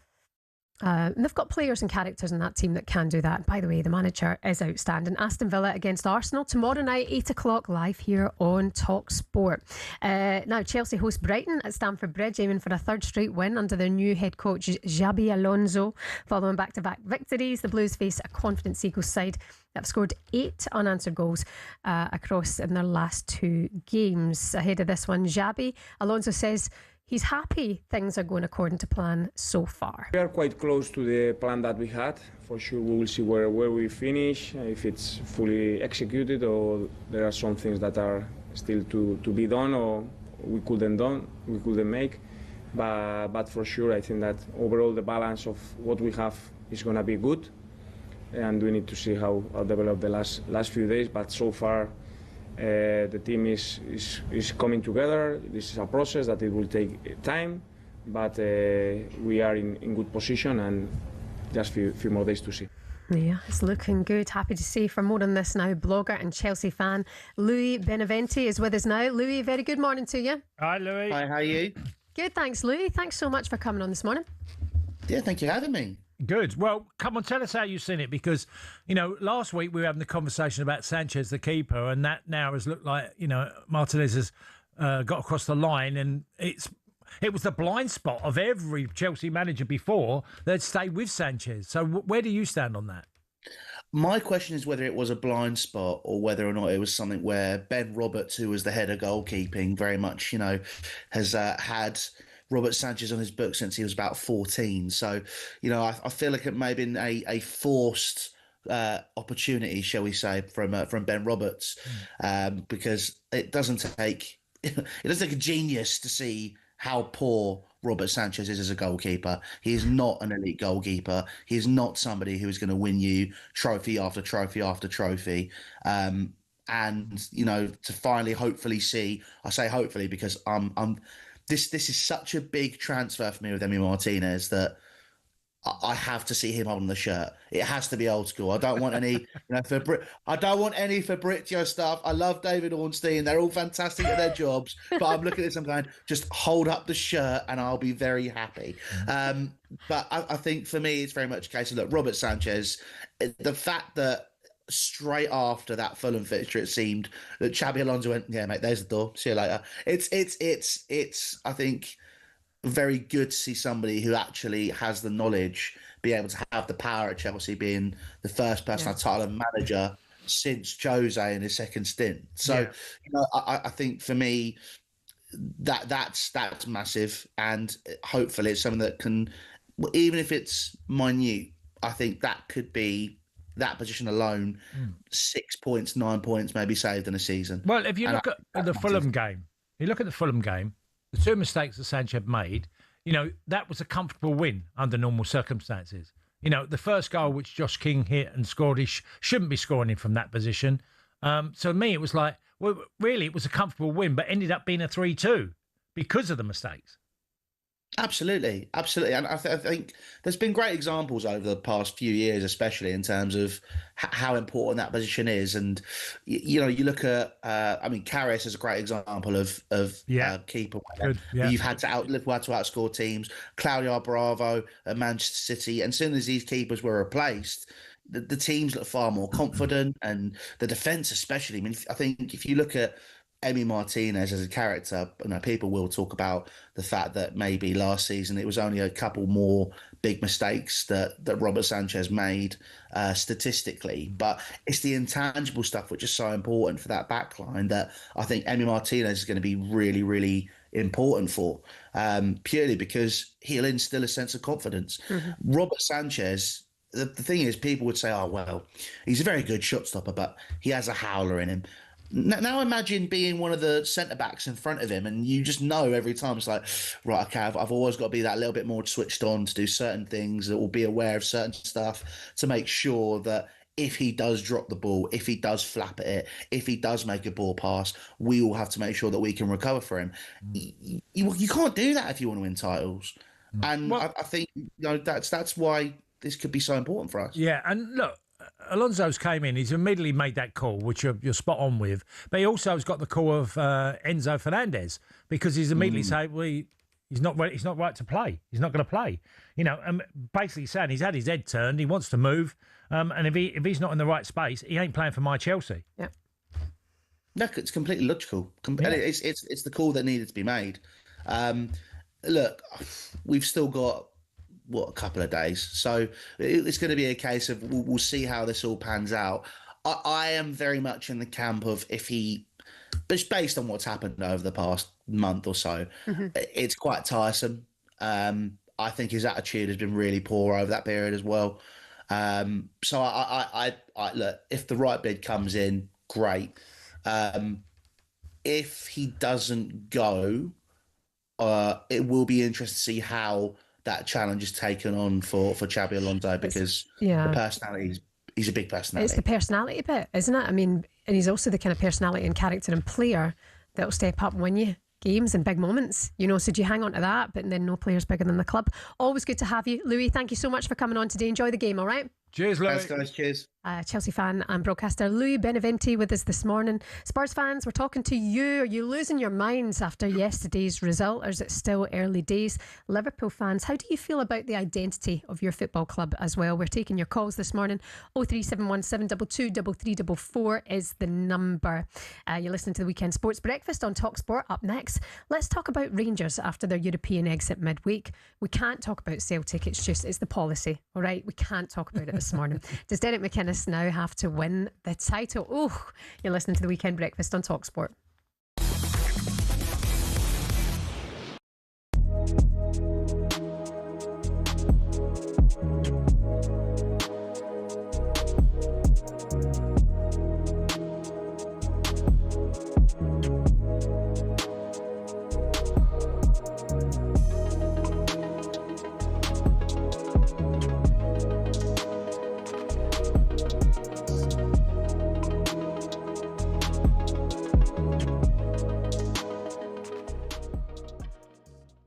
So he was shouting, apparently, Allez l'homme, go Olympique Marseille, which of course is like putting oil in water when it comes to Lyon fans. They absolutely detest Olympique Marseille, and they detest Guendouzi, and they showed that in their reaction.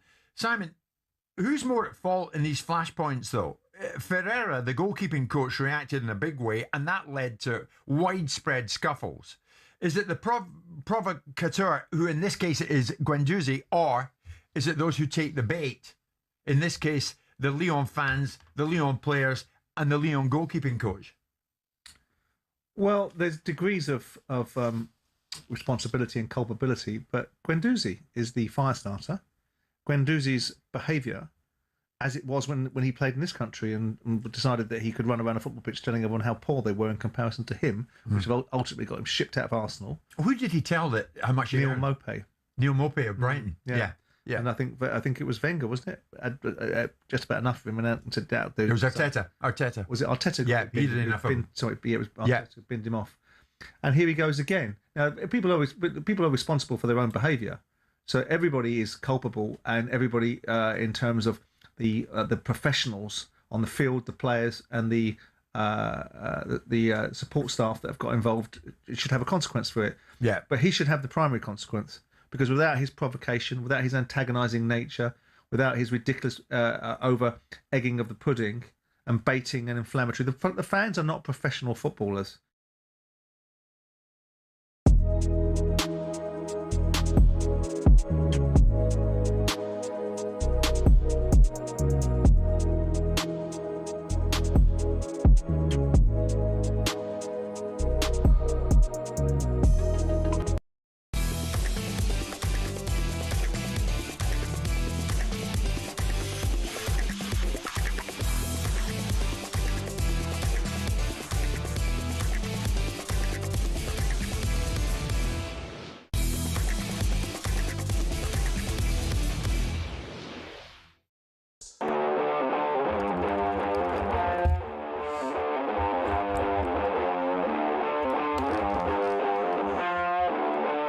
Good morning, it's the Weekend Sports Breakfast here on talkSPORT. Shebahn Aherne and former Republic of Ireland striker Tony Cascarino here. It looks like a nice wee day, but apparently it's to pedal down for the next 2 weeks.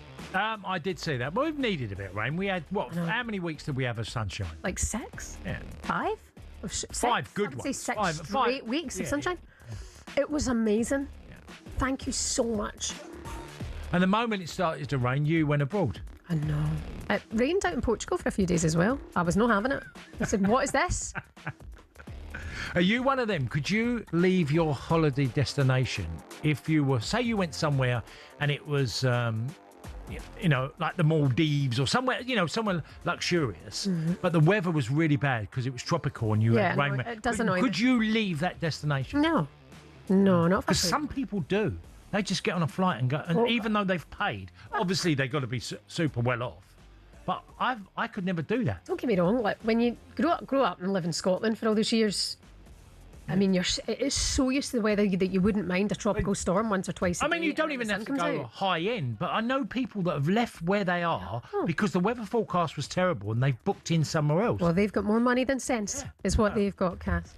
Some of your headlines this morning: Nottingham Forest have agreed a deal worth a minimum of 22 million to sign Daniel Munoz from Crystal Palace. Will Lancashire, Lankshank. Be careful. Oh dear, Will. Will Lancashire scored twice as Middlesbrough beat West Brom Albion at the Riverside Stadium. Sam, did you dump that? Oh, he didn't. Right, okay. Good. Well, you'll have a go at him if you did. Yeah, I know. It's like, why'd you dump that? It was only a really offensive swear word. Now you've got to pay the price because the amount of times you said to him, why did you dump that? Now he's let it go. Yeah, I'll pay the fine, the Ofcom fee. And Watford withstood huge second half pressure from West Ham to maintain their unbeaten start to the Championship season and keep the Hammers winless. After the game, Nuno spoke to talkSPORT about the result and the recent noise about West Ham and their start in the Championship. It's never nice when a manager hears fans chanting against him specifically, but we are so early in the season. Do you feel under any pressure? We have pressure every day at West Ham. We are a huge club. Even the players that joined realize that we have to perform better and the fans have to be happy, and we only achieve that with wins. This is what we're chasing. Nuno Espirito Santo there. Why do you think the Hammers have struggled in the Championship? Because going into the season, you're looking at that squad, you're looking at the money and the cost of that squad and how much better they are with the rest of the teams. What is it? Why are they struggling? I don't know. I haven't seen them. And to really comment on, and know some of the players they've got. I have no idea, Shebahn, why they've started so slowly. When you drop down to the Championship, and I'm lucky enough, I do see enough of teams, but I haven't seen West Ham live yet this season. They have enough players, to get goals. People like Bowen Castellanos can get goals. So you feel like there must be a turnaround somewhere along the line for Nuno. But I know that will be an issue is because West Ham fans, if they really don't like their style of football and they think it's too defensive or too, doesn't lack that impact of attacking, they'll be on them. Yeah. They'll be on their manager. You almost think that they're in this situation now where Well, they had it with Graham Potter. That was one of the biggest issues. When I'd go there, you could feel it, and West Ham fans feel like they have to be entertained as well. Mm-hmm. Yeah. By the way, just looking at the EFL results yesterday as well. Bonkers. Our mate Storchy, David Storch, Sheffield Wednesday beat Bromley. You're Bromley. Yeah. League One 7-2. Yeah, it was 7-0 at one stage. Yeah. 2 late goals. That's crazy. Bromley, yeah. Southampton beat your Millwall 5-1. Yeah, Millwall got the lead, and you're thinking, well, that's it. They're off and going again. Here they go, and they get beaten up 5-1. QPR get a great result away. Yep. Charlton top of the Championship. League One as well. Leicester 0-0 at MK Dons. Yeah. More in the EFL on our website talksport.com. Let's talk about Scottish football now. Rangers take on Aberdeen today in the SPL. However, it's not been the greatest week for Scottish football. After crashing out of the Europa League on penalties to Czech side at Jablonec, Rangers could fail to win their opening games of a league season for the second successive season, whereas Aberdeen have got a good record at Pittodrie, having won 4 out of their last 5. Before we touch on Rangers, I watched Celtic the other night and we were shocking. Shocking. Not good enough to be in the Champions League. Really disappointing. My dad was throwing an absolute hissy fit at what he was watching. It was really, really bad, but we're going to talk about Rangers. Okay? Derek McInnes and the job that he's done at Rangers so far, not good enough, Cass? Or is it, again, the culture that's at the club at the moment? Well, he's a new manager going into a dynamic of a team that really struggled last year, you know, at times. And there must have been a hell of a lot of frustration. Brought in new players. Obviously, you try and make a difference, and it's not working. And I don't know why, but, you know, we talked about the type of style you play. But when you know, and I've watched Rangers, I've seen them twice this year, and their lack of intent again. Now, I've just mentioned West Ham, and West Ham fans getting frustrated with that lack of intent. And Rangers, they offered nothing in the game. They never caused the opposition any problem at all. Mm-hmm. And that's strange for me, because you'd expect, you know, at some stage in the game, you have a period, don't you? You have a 15-minute period where you might turn the game around slightly, or you have some good stuff that happens. In that game, nothing. There wasn't anything over 90 minutes. Yeah. For anyone to grab hold of. You as a, you know, if you're a fan, you're watching your game, you think, oh yeah, we had a 15-minute, 20-minute spill there, and we, you know, second half we were a lot better. Nothing at all. For the manager, he literally says he's embarrassed. When a manager tells you they're embarrassed by the performance, that's super bad. I think fair play to Derek McInnes and his assessments after games anyway. I think he's talking straight, really, in terms of what he's seeing. He has to. Yeah. My only thing is, Cass, with, you know, Celtic now dropping down to Europa and hopefully qualifying in that, I'm looking and going, it would be amazing to go on a run in the Europa League, because look at Villa last season. Yeah. You know, it's a massive trophy. Change season massively. Yeah. But you need to win the league in Glasgow. You need to win the league. And now I'm looking at Rangers not having European football and going, could that galvanise them? But from what I'm seeing so far, it doesn't look like a team that wants to win the league. Well, it's massive. They go away at Aberdeen today, don't they? Yeah. Away. Yeah. So there in itself is another tough encounter. So he's got to try and the biggest challenge for McGuinness today is obviously selecting a team that you think you can get a result with, and not necessarily your best players. Yeah. That's sometimes as a manager, I speak to a number of managers I'm chatting to. Sometimes it's not necessarily your best players. It's the players on the day that you think can do the job required because of who you're playing. Mm-hmm. And that's the challenge he's got today. And no bones about it. Derek McInnes is under pressure now. Yeah. I mean, it's never an easy run in Scotland. Your one job is to win. You can't finish second. No, it costs managers every year, whether it's Celtic or Rangers. Whoever loses out tends to lose their job. Yeah, a lot of focus on that today. We'll keep you posted on GameDay Live. We're coming up for you soon. In the next hour here on the Weekend Sports Breakfast, we'll speak to talkSPORT boxing commentator John Rawling about yesterday's extraordinary fight with Moses Atoma. We're going to hear all about Jamie O'Hara's latest Spurs meltdown. It's a beauty. Stay with us on the YouTube channel for that as well, because you just want to see the visuals.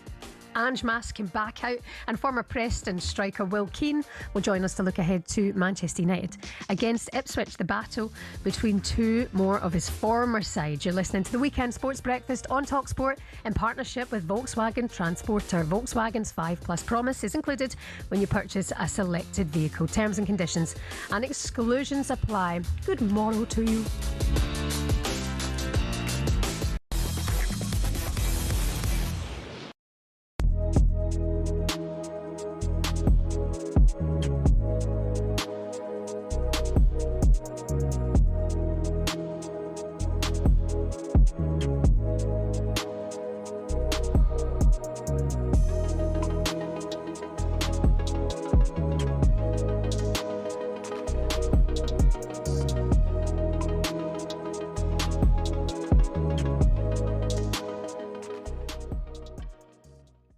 I've got to stop you there, right? Because I've heard this guff from you and Gabby today, all right?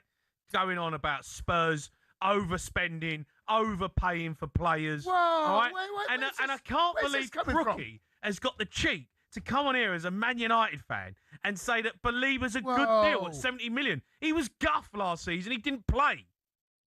I think you'll find Belieber at 70 million is going to be better value for money than Savinho at 85. Oh, mate, you're talking absolute crap. I'll have a little bet for you.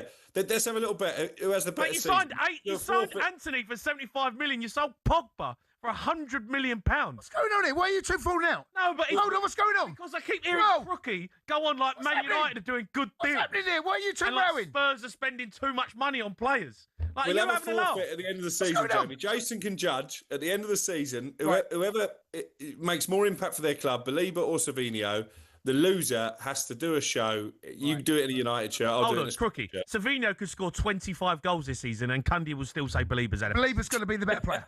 Belieber's going to be the better player. It's a pointless bet. No, he will be. I'm just sick to death of seeing Crookie come on, going on like Spurs, just because we've got cash to spend, right? And we're throwing it about, right? And everyone's getting yumbered about it. Hold on. You know who you are, Jamie. What's you know going what Tottenham on? are.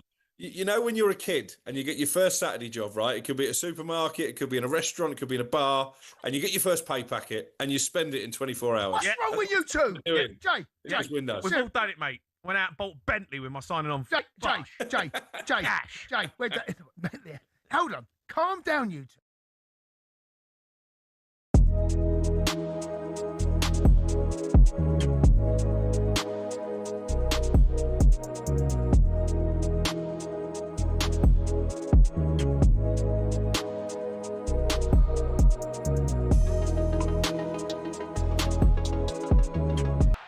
On November the 1st, 2017, the Houston Astros won their first ever Major League Baseball World Series. Just 4 years earlier, they'd lost 111 games in a season. Now they were champions. But the Astros' victory was very quickly tainted in one of the biggest cheating scandals in the sport's history. In baseball, the catcher gives hand signals or signs to tell the pitcher what pitch to throw. The batters team always try to observe those signs and decode them. They're fine to use their eyes, but using technology, that's banned. So the Astros beat the LA Dodgers in the World Series. They all look so happy, don't they? But later, one of the Astros players went to the press admitting they'd used a camera on the field to steal signs. It caused shockwaves. An MLB investigation then confirmed it. The Astros had been filming their opponents' catchers and sending a live feed to a monitor near the dugout where players decoded the signs. To tell the batters on the field, this was the plan. Yep, they banged on a trash can. Pretty rudimentary.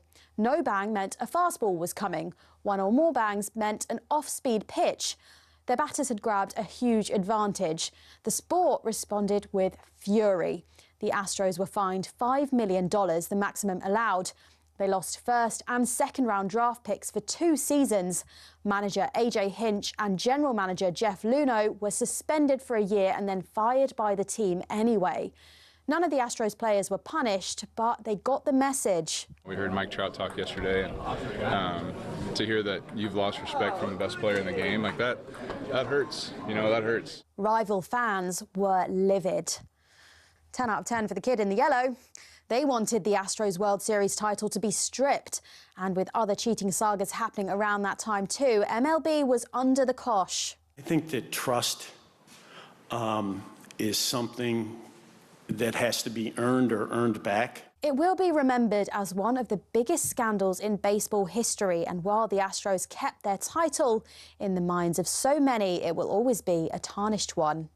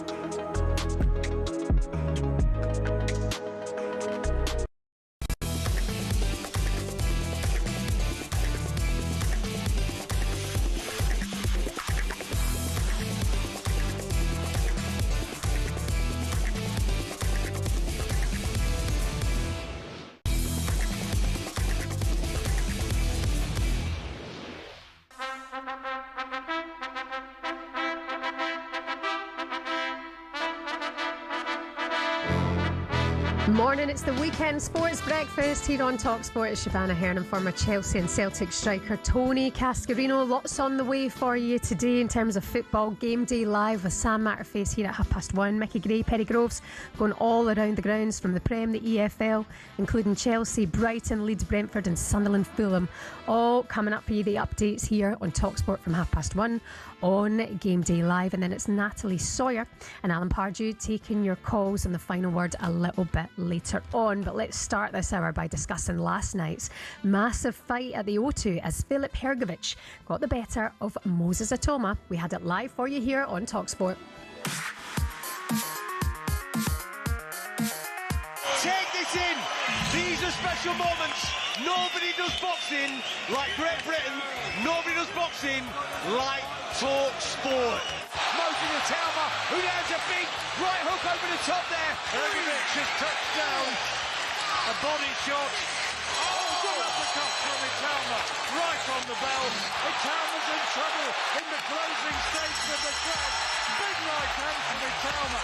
Back comes Hrgović with two right hands of his own. Great fighting qualities from Hrgović. I tell you what, Moses Atoma is in trouble here. He's walking back to the corner like he's walking on stilts.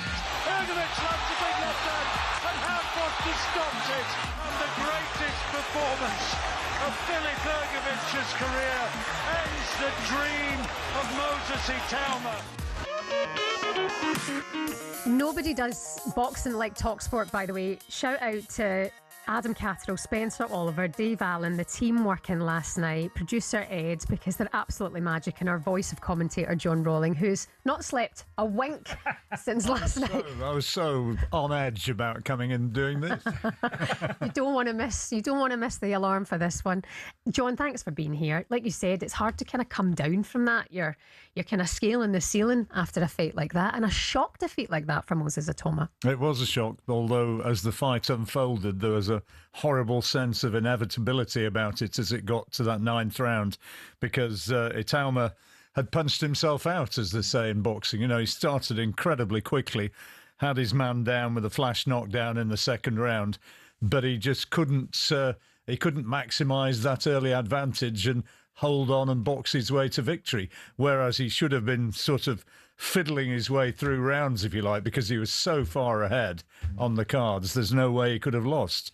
I said in commentary, it's his to lose. Well, that's precisely what he did. Yeah, and John, I mean, look, one of the big things that happens to heavyweights, and you can go back as far as George Foreman with Ali, that they can gas out. And, you know, they literally lose all their energy through throwing all these big bombs. And Atoma was doing that, like you said, a lot in the early rounds. He was trying to knock him out with every punch that he threw, just about. So even if he missed, huge effort going into it. And his stamina was found wanting. You know, in the run-up to the fight, Atoma had said he's too young. He's not got the experience. And it's easy and perhaps harsh to be wise after the event, but that's exactly how it unfolded, and it was a worrying sight seeing him taken from the ring on a stretcher. And you wonder, with his career as you go forward now, the question is how well he can recover and how well he can regroup, because he has got terrific talent, but he also needs to have more fighting savvy than he showed last night. There's no update yet in his current situation. Like you say, he left the ring on a stretcher. We haven't had an update yet. Fingers crossed he will be doing well. Would you look at then going into that fight last night with criticism now of Atoma and his team for maybe underestimating the opponent and thinking you can get a knockout inside a few rounds and maybe not preparing for a longer battle? Well, there may be an element of that. You know, I mean, I've seen quotes from his camp saying that he's never sparred 12 rounds, never mind fought 12 rounds. Well, if that's the case, then that's an extraordinary admission.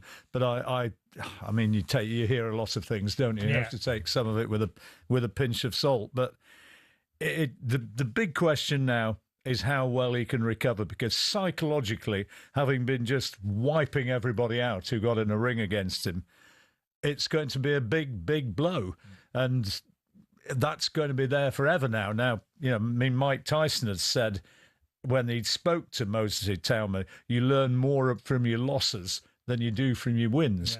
And it's whether he can take everything on board and come back. He's got a good team behind him. Ben Davison, his trainer, Frank Warren, of course, who's got vast experience at projecting and grooving champions. They'll be putting their input in, and how much can he learn? Well, I was listening to Frank Warren speaking afterwards, and he sort of alluded to all the things you're talking about, when you lose and how you come back, and, all the mistakes you made. Replicating errors is a bad thing, obviously. I looked at, I'm watching the fight, John, and I'm thinking, is there an odd way of looking at, okay, you've been brave, you took on the fight, okay, against the guy that's been around, Ergovic, who's known Daniel Dubois beat him, but he's a heavyweight that will trouble opponents. But it's all a good way of looking at it again. It's good to learn early in your age, at 21. Sure. And you mentioned the Dubois fight. I mean, he was actually ahead against Dubois on 2 of the judges' cards until he lost on cuts. So, he certainly wasn't disgraced by Daniel Dubois. And you talk about people who've come back.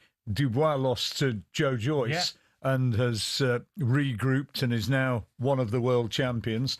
And if you've got a longer memory and go back to the time of David Haye, he was an amazingly hyped boxer who supposedly was going to wipe out all before him in what was then the cruiserweight division. He came up against a guy from up in Lancashire called Carl Thompson, who was hard as nails. Thompson knocked him out, and people thought then, is that the end of David Haye? Well, no, it wasn't. He went on to have a fantastic career. He became the best cruiserweight in the world, and for a while he was also the best heavyweight. So can he do that? That's the question. As you say, just 21 years old, he's got plenty of time. Boxing, especially heavyweights, is such a crazy division because, I mean, I go back, another boxer that I thought he'd be world champion. He never panned out to be. When I first saw him, David Price at Liverpool.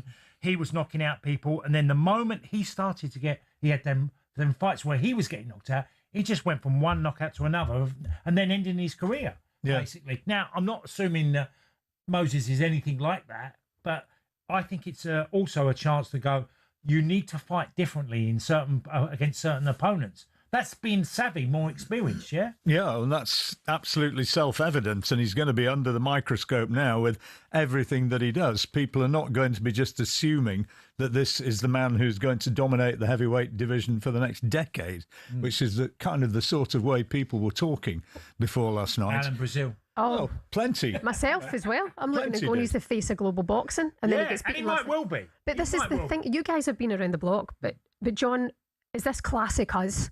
Are we overhyping a 20, 21-year-old lad, to be the next best thing, to take over for the next 10 years? Is it too much pressure on somebody, or did they just get it wrong tactically? I think he just got it wrong, and they just got it wrong.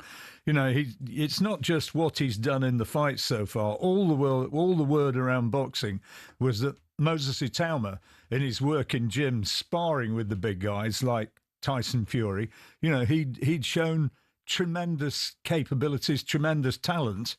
It just came on the big night that he couldn't put it into practice. And I think Ergovic got under his skin. All this business about you're just a boy, this is too soon for you, and saying in no uncertain terms, you've probably seen the clips on. I'm gonna smash you in, I'm gonna ruin you, and with a few expletives added to it. And I think it got to him because he's been told throughout his career he's the chosen one, he's the guy destined for greatness. And it looked as though he was that man. But he started so quickly. And afterwards, Ergovic said he was blowing as soon as the 3rd round. Finished in the 9th, but Ergovic said he felt that he was struggling to maintain the pace, Itauma, as early as the 3rd. Wow. Yeah. I simplify it for me. When I was 21 and I first playing football, and I go into the men's game, and you don't realise how tough it is, and the higher you go up, and the harder the opponents you play, whether it's a defender, you learn a hell of a lot in them times through playing badly, having in different games. Yeah. But you end up finding your way back and understanding you realise what you're actually in, and when you go up in different levels, it is a bigger problem because they will give you problems you've not experienced before. I know it's football particularly a few years ago, was more of a physical game maybe than it is now, and you'd have known all about going against people with man strength. But the difference, of course, between boxing and football is that in boxing you get hurt. Yeah. So he's not only had the psychological damage of being beaten in fairly humiliating circumstances last night, he's also had the physical problems. You know, how badly has he been hurt? He's been carried from the ring. We all saw that. And how badly has he been affected long time? We were commentating with Dave Allen, who's a well-known guy to talkSPORT listeners. Yeah. But he was, I'm not sure whether he said it on air or not, but he was certainly saying there's got to be at least a small question about whether he will ever come back from a beating like that. Wow. I hope to goodness that's not the case, but that's from somebody with huge experience within the sport. Yeah. Cass earlier on gave us his top 5 boxers of all time. Cass, have you seen a bit of a biased one. Yeah, I've written them all down, but obviously Ali was there. I'd put Sugar Ray Leonard. I put Roberto Duran purely because of his ability to win weights in different weights, John. And then I put the Japanese boxer as well. Inoue, yeah. I always forget his bloody name, Inoue. Because I've only caught up with him in the last 2 years, John. But he's been amazing when I've watched him, and he's another fighter that's gone 4 different weight classes, hasn't he? Yeah, phenomenal in the in recent years. Going, excuse me, my voice has gone. There's lots of great fighters going back over the years, aren't there? Sugar Ray Robinson. Yeah. People who saw him would always argue that he was the best of all time. And going back into our lifetimes and looking back, people like Carlos Monzon. He was another terrific fighter. I think I personally would go for Hagler as top of the list. Yeah, you did debate Hagler. Because the loss against Leonard, wasn't it? But that was a very tight fight, wasn't it? Yeah, I mean, they're still debating that now. Hagler would never accept the fact that he was beaten. Yeah. He went to the grave believing that he'd won that fight. But Marvin was phenomenal as a middleweight, and when you met him, the first thing, or one of the first things that struck you, you wouldn't have said it to his face, of course, was how small he was. This is the guy who was a feared middleweight, and really, people who saw him would say this was quite possibly the best middleweight ever. Yeah. Duran was better in the lower divisions. He was perhaps the best lightweight who ever lived. But Hagler was only 5'9". Well, Hagler destroyed Duran, didn't he? When they fought. But it was a massive difference in the weight difference. John, we could talk to you all day. You could do, John. You need to go for a nap, get yourself a honey and lemon and a good old sleep. I might have a little kip. Got a nice wee couch in the green room. Loads of producers have slept there. John, we love you for coming. Thank you. Great stuff. Thank you. Thanks a lot. Wonderful. John Rowling there, our voice of live boxing here on talkSPORT. It's the Weekend Sports Breakfast. Up next, we'll check in on the latest odds. And shortly, former Preston Hull and Man United and Ipswich striker Will Keane will be with us soon.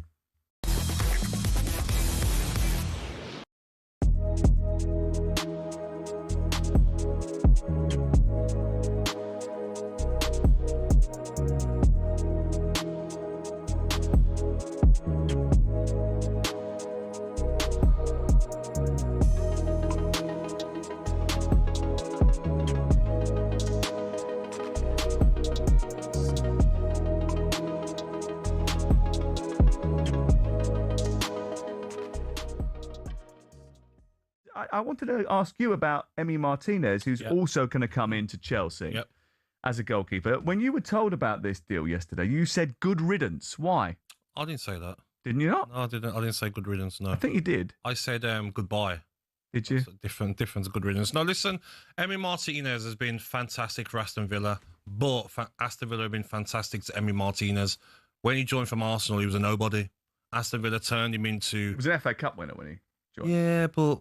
It's still a nobody, really, wasn't he? That's why he come to Aston Villa. Aston Villa turned him into the best goalkeeper in the world, and I just didn't like the way 3 years in a row he's been trying to leave every summer, which has upset some Villa fans. But when you look at his performances, his saves, everything about his style of play, even the negative stuff, the way he winds up opposition fan bases, Aston Villa fans have loved having him, and he'll go down as definitely a club legend. It's interesting, isn't it? So I think there's different ways that people react when players leave football clubs. So I just wonder what the feeling is amongst those two fan bases about Emi Martinez going from Aston Villa to Chelsea. Do the Aston Villa fans really care about it anymore? They've got Suzuki now, so are they happy to move on? Are Aston Villa happy to move on from him? Yeah. And the same with Chelsea. Are they in a place where actually they're just comfortable to move on from Enzo? He wasn't at his best last season, Emi Martinez. Or at the World Cup. At the World Cup wasn't at his best. 33 now. But I still think, Sam, that the £8.5 million,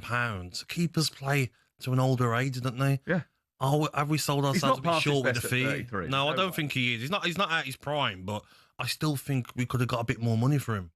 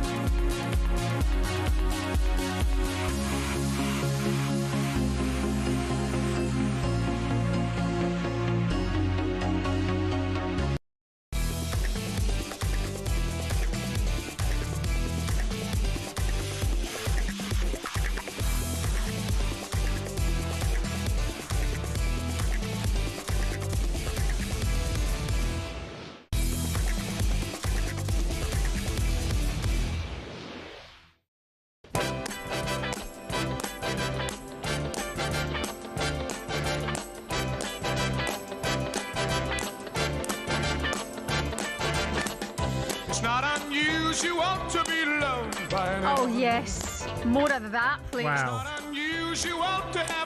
I don't know. When you know you hear someone's voice and you think, wow, how can you sing? Well, you're in for a treat. It's the Weekend Sports Breakfast here on talkSPORT. Right. That was our voice of boxing, John Rolling. This is the voice of Tom Jones. Tom Jones is trending this morning. Right. Something for a little bit different.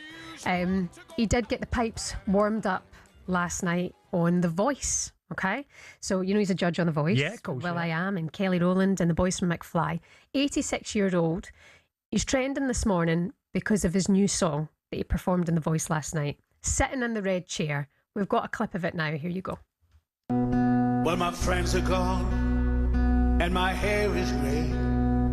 I ache in the places where I used to play. And I'm crazy for love, but I'm not coming on.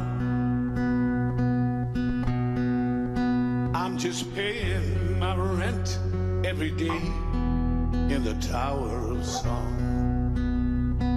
Is his voice getting better?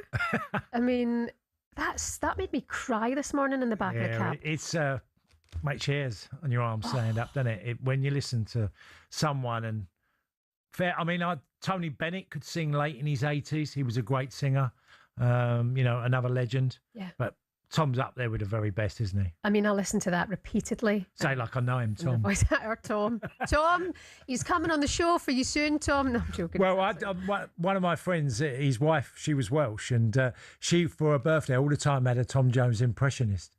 Right, and they were brilliant. Yeah, they always are. Oh, brilliant! Honestly, yeah, it was great. 61 years between It's Not Unusual and him singing the Tower of Song last night on the voice. Oh, his voice is just. He's brilliant, absolutely brilliant. Still got it. Speaking of which, time now to get the latest odds with a man who's still got it, Simon Clare at Coral. The Coral Daily Download on talkSPORT with Coral. We're here for the fans this season. 18 plus, gambleaware.org. Simon, good to see you. How's things? Simon. A very nice intro. It's very cool, isn't it? It's a man who's still got it. I thought you were going to say another old man, Simon.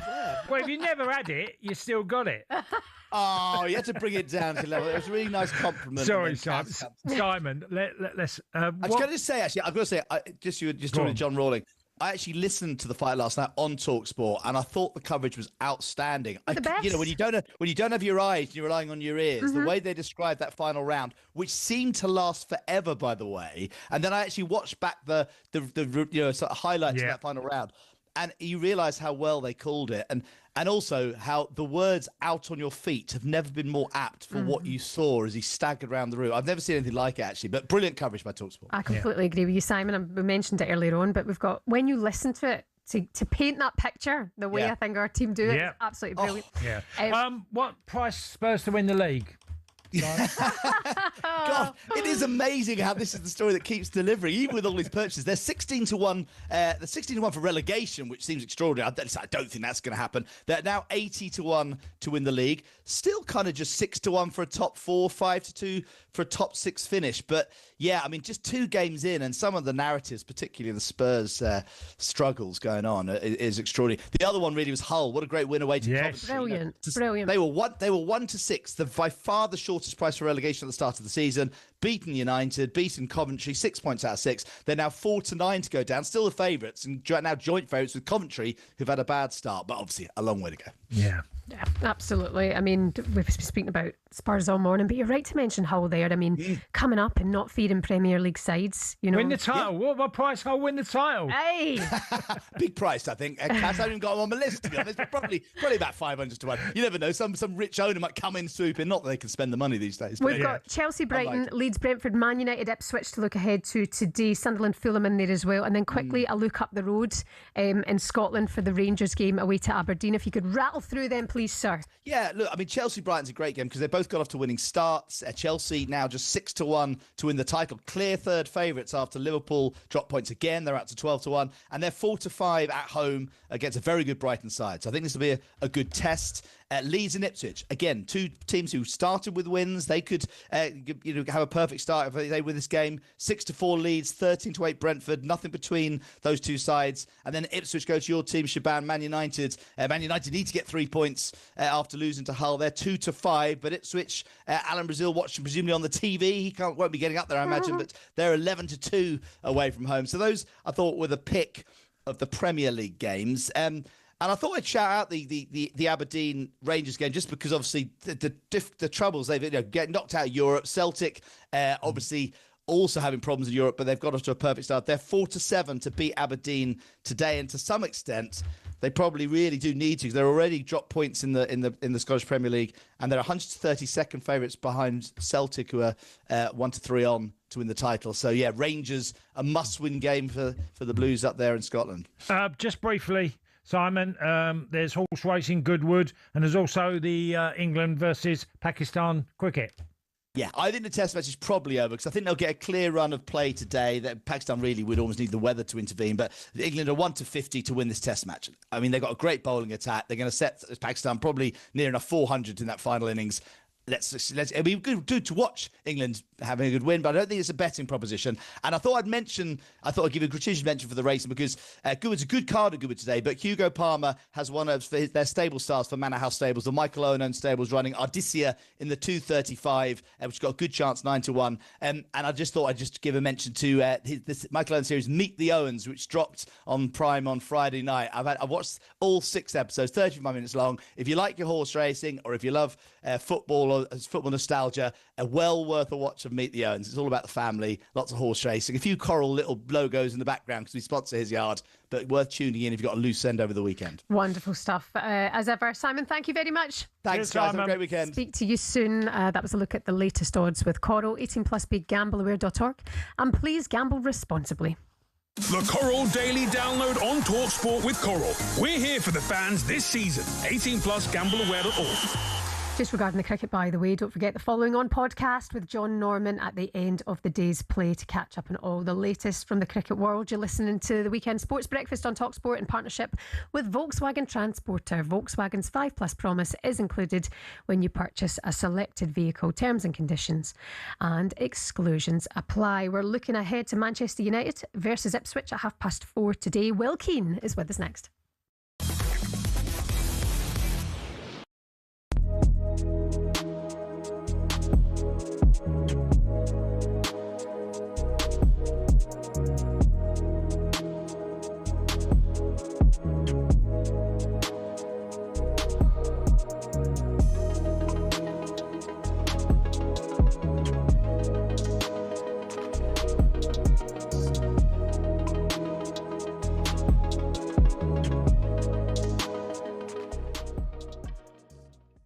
Danny Welbeck there, great start, but great career. Yeah, absolutely. Do you know what? Loving it, absolutely loving it. Looking at it, he played for Manchester United, Arsenal, there's Chelsea, obviously Brighton. Brilliant. But I think everywhere, if he goes back to Arsenal, if he goes back to Man United, he gets a great reception. Yeah, it's good. So he's one of them sort of guys who people just love watching him. And he's as I said before, I've spoke to a lot of people at Arsenal, behind the scenes and whatever, and he says he's a great guy.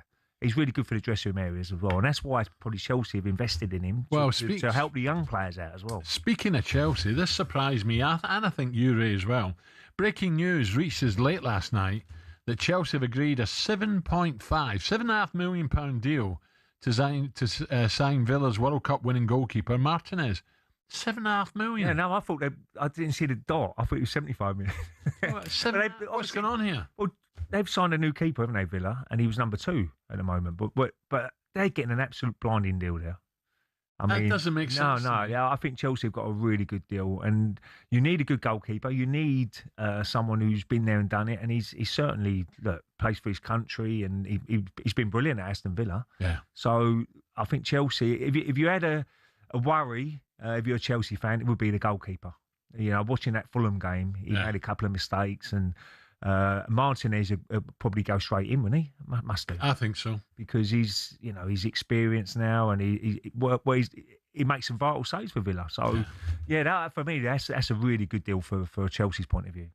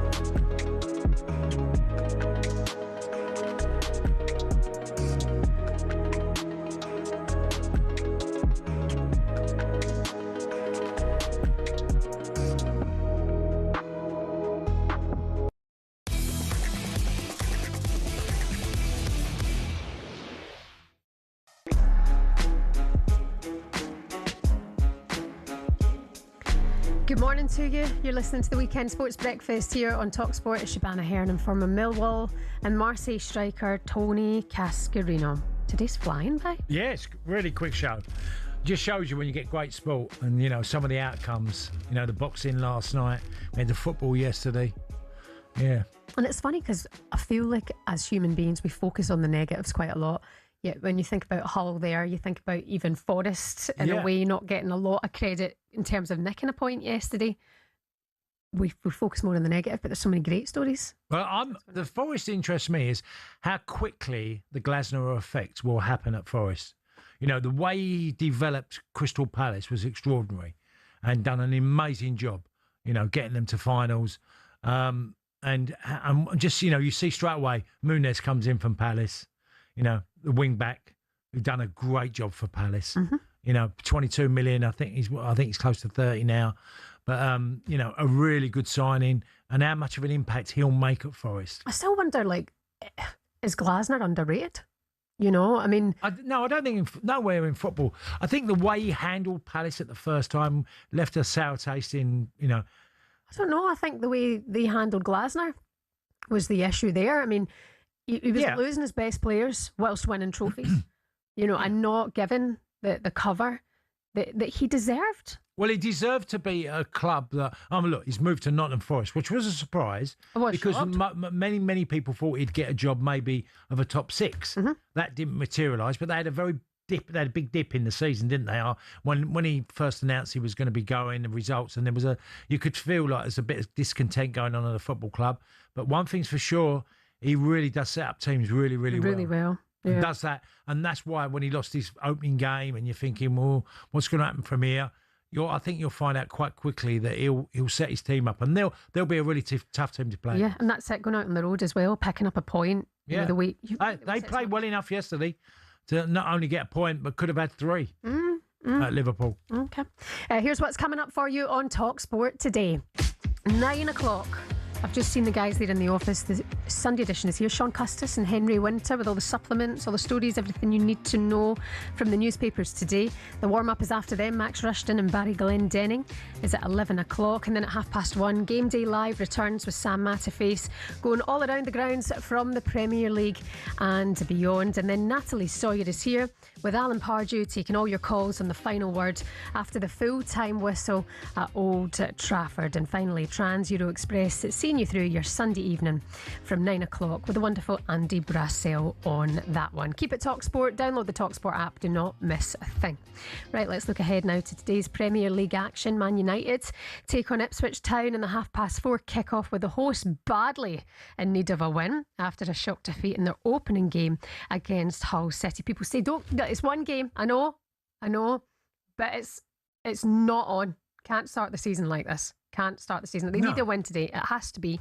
United boss Michael Carrick spoke ahead of the game and had an interesting back and forth with a reporter on the supposed lazy coverage on his side after last week's defeat. You've watched football for a long time.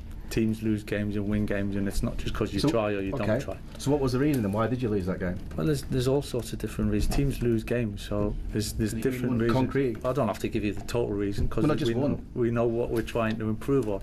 But what I'm just saying to you, I think it's so easy and lazy to just team loses a game, everything's wrong.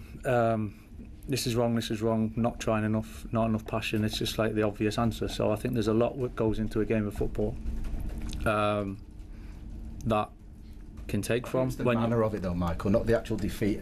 Games could be lost, but the sort of way in which your team still just a game though, and we've probably played like that and won games and everyone goes, what a great team, what a great coach, what a great load of players, when we find a way to win 1-0. Honestly, that's Jamie Jackson. Jamie was with us earlier on. I don't know why he's biting on that. Carrick, I mean, the performance was awful. They were howling, rotten, stinky poo. They were really, really bad.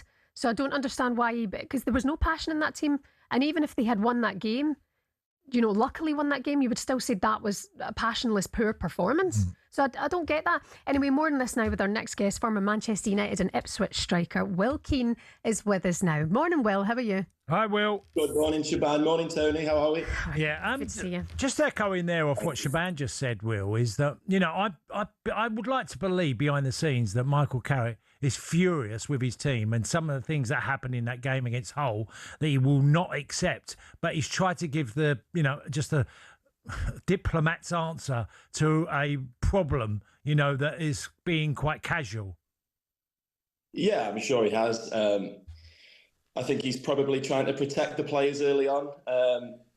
He's learned from the best in the past, and yeah, I'm sure they've obviously gone through it in the week. It was a below par performance. I think obviously it's been a lot of light shed on saying that they're not fit and whatever, and they maybe looked a little bit leggy in the second half. But when it comes down to it, they conceded 2 goals from set plays, which is disappointing. But yeah, they'll be looking for a positive reaction today, no doubt.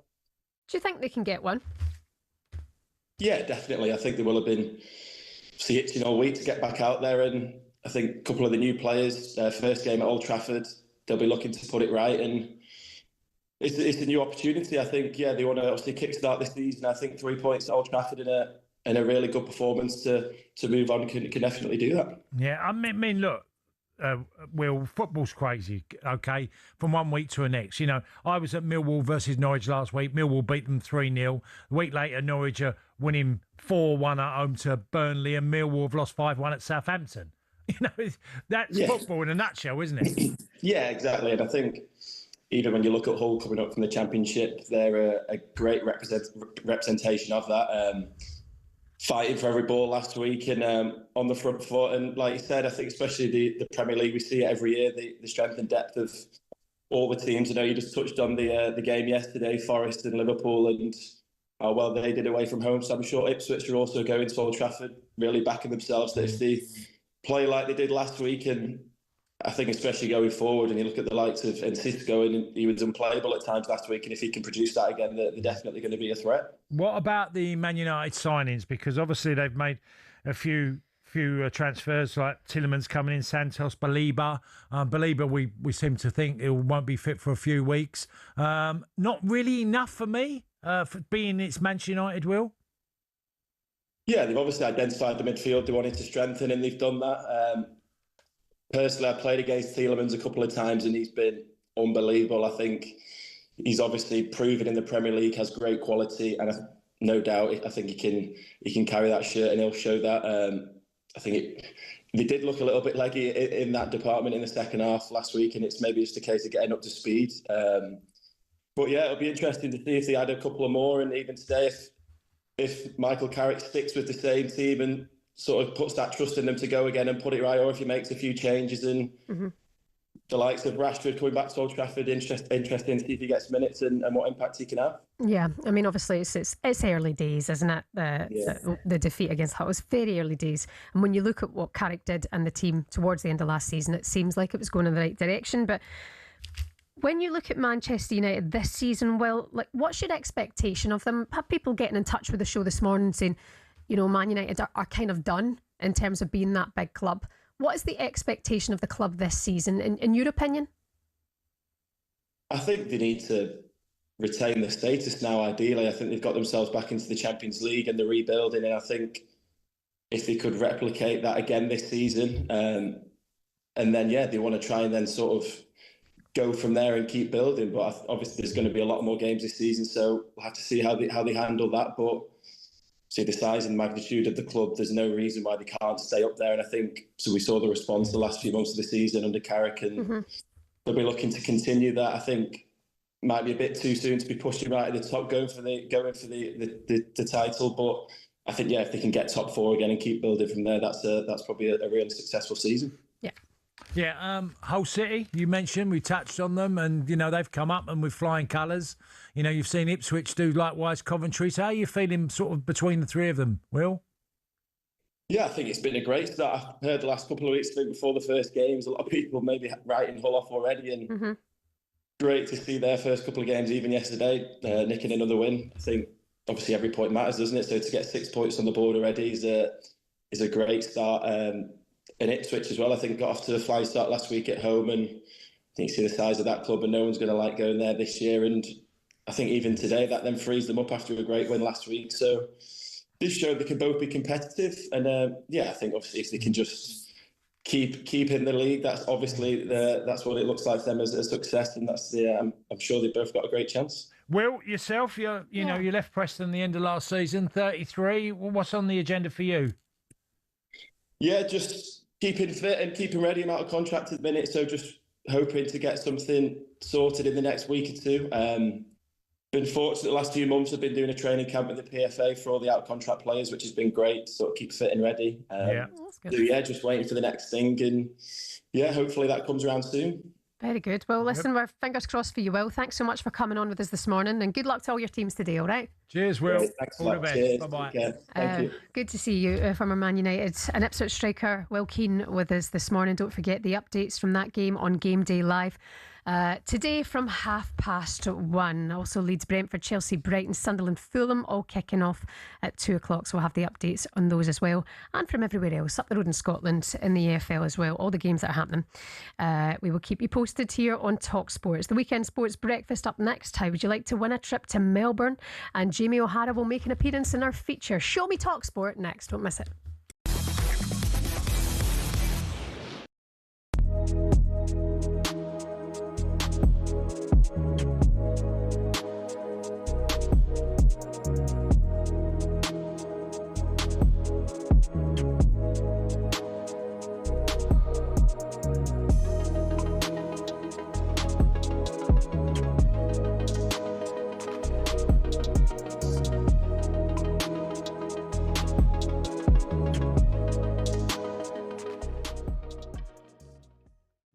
All right, Gabs. Gabby.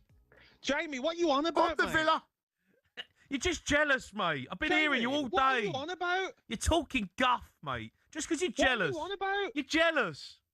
How can you finish 17 2 years in a row and spend half a bill? Because we've got the cash, Gabs. Yeah, but that ain't fair, mate. See? Jealous. It ain't fair, Cundy. No, I agree. Do you know what? I agree with Gabby on this. I totally agree with him. No. This has got no. I'm not. Win the Europa League, I'm not picking. and we can't flipping spend. I'm not picking sides. I'm telling you now. Villa and Newcastle should be able to spend. Cry me a river. No, 100. Cry me a river. Jay, listen. Thank you, Cundy. I totally agree with him. Gabs? Totally agree with him. Stop crying, mate. Jamie. Stop crying, Totally mate. agree with him. Stop crying. Jamie. Gabs.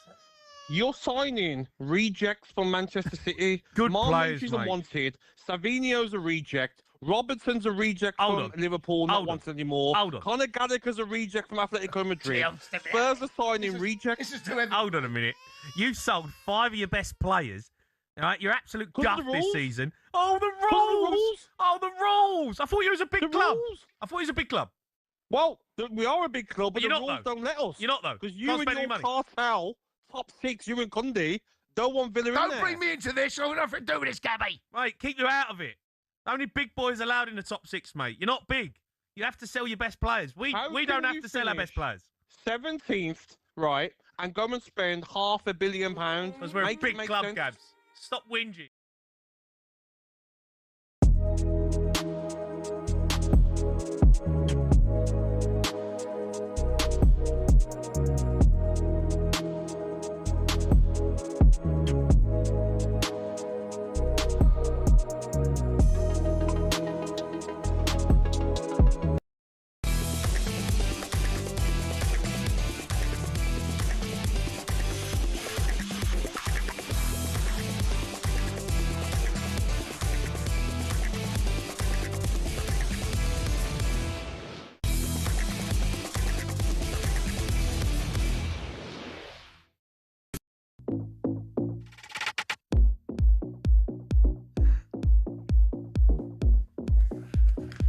How you doing this morning?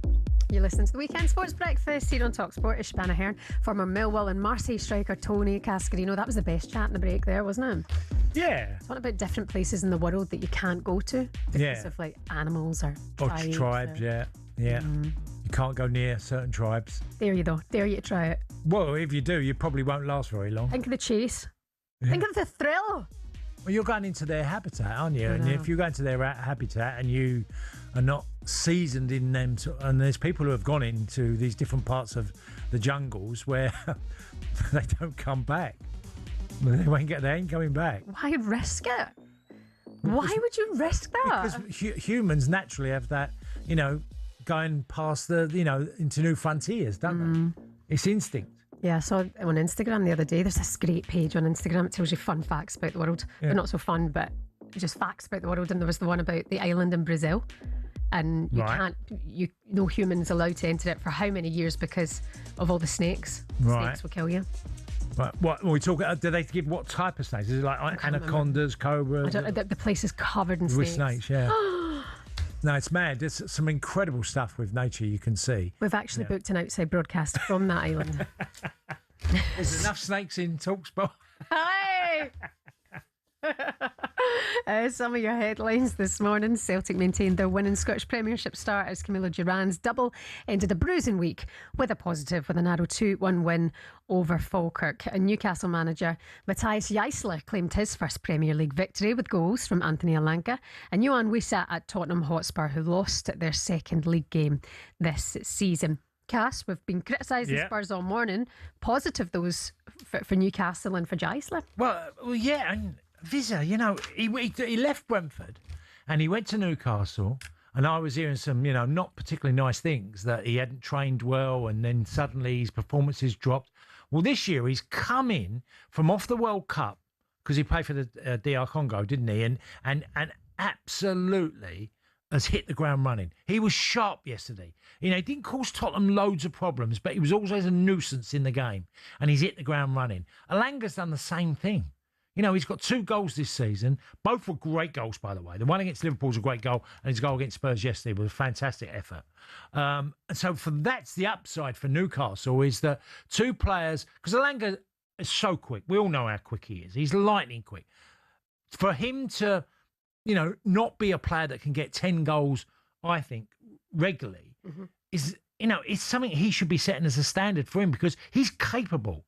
He's a dangerous player. When you're blessed with so much pace, you're always a threat. I just didn't think he'd done it enough last year. Look, Newcastle paid 50 million from Nottingham Forest for him. But what we saw in the opening 2 games, Newcastle fans have been delighted with Alanga and Vizza, especially because Vizza last year was, I would say, invisible. Yeah. Invisible? Yeah, that's not bad, that. Proof you can turn it around, eh? Right, it's time now for this. The 150th anniversary test match in Melbourne with Visit Victoria and the Barmy Army. Oh, just put me out of my misery. Do you fancy an all-paid trip to Melbourne for 7 nights? Well, talkSPORT could be sending you and a mate down under in March. You can send me there. We're talking 7 nights in a lovely hotel, return flights, spending money, a day trip along the Great Ocean Road. Annual score, 5-day tickets to the MCG to watch England take on Australia in the 150th anniversary test match. Honestly, cricket fans, this is a dream. This is a bucket list experience. It's all thanks to our friends at Visit Victoria and the Barmy Army. So for your chance to win, visit talksportwin.com or text WIN, WIN, to 83338 by 6 p.m. on the 1st of September 2026. Text cost £2.50 plus your standard network rate, or you can send your name and your number by post to Comp2, PO Box 3190, Colchester, CO2 8 Golf Papa. That's CO2 8 Golf Papa, to arrive by midnight on the 4th of September 2026, and then you're in the draw. 18 plus, UK residents only. Text WIN to 83338 now. It's a network promotion. All of the terms and conditions at talksportwin.com. Good luck to you. Let's do this. The 150th anniversary test match in Melbourne with Visit Victoria and the Barmy Army. Show me, you got to show me. Tell me all day that you know me. We're probably just going to show you a lot of Jamie O'Hara meltdowns after last night on the GameDay phone-in with Jason Cundy. This is Show Me talkSPORT, where we look at the best bits from the station in the past week. Let's go to last night, shall we? A tough day for Jamie O'Hara on the GameDay phone-in, all thanks to Spurs.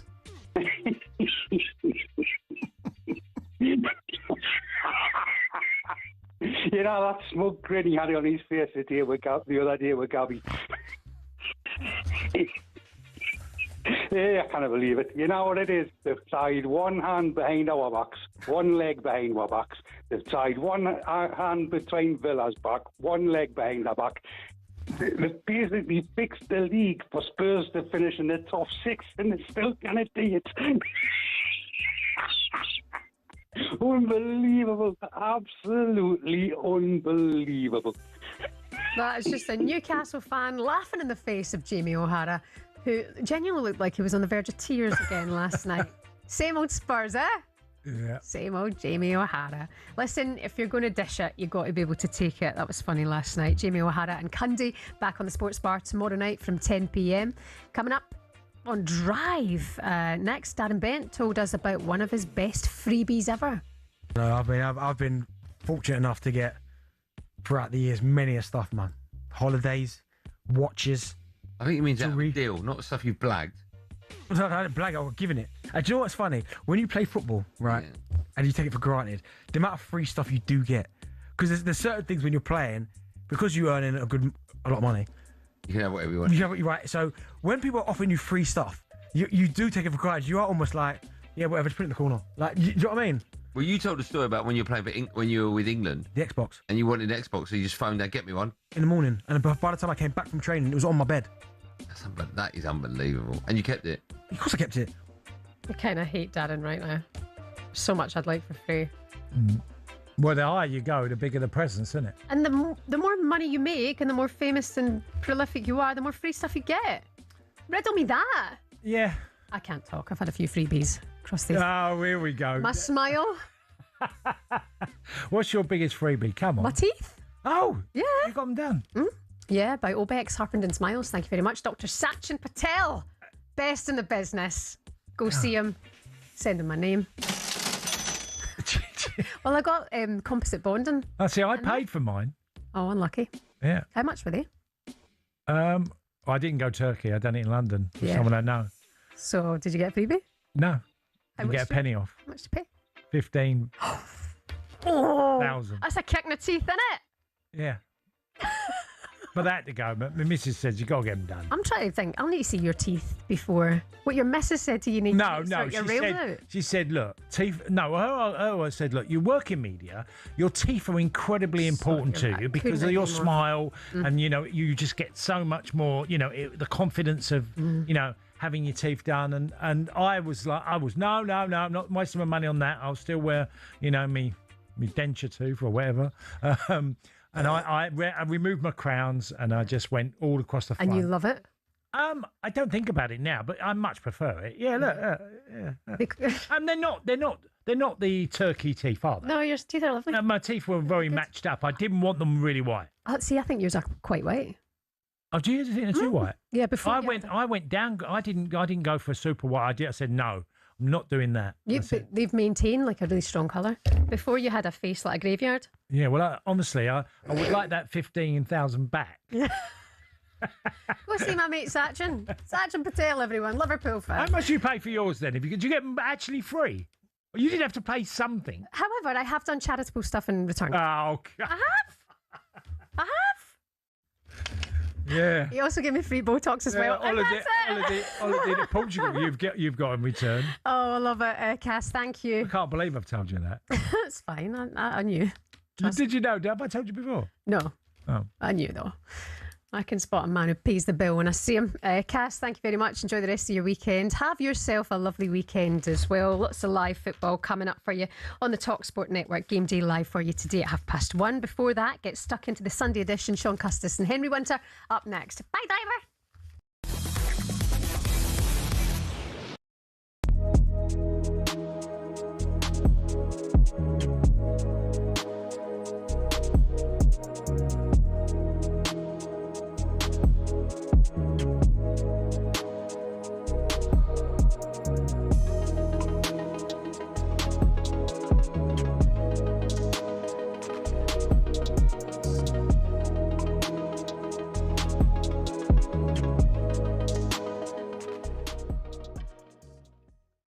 Headphones, the only ones that don't ever work. Fine. There's another fine. It's amazing. Every time, please. There you go. Every time. Hold on. It's going in a WhatsApp group. We set one up.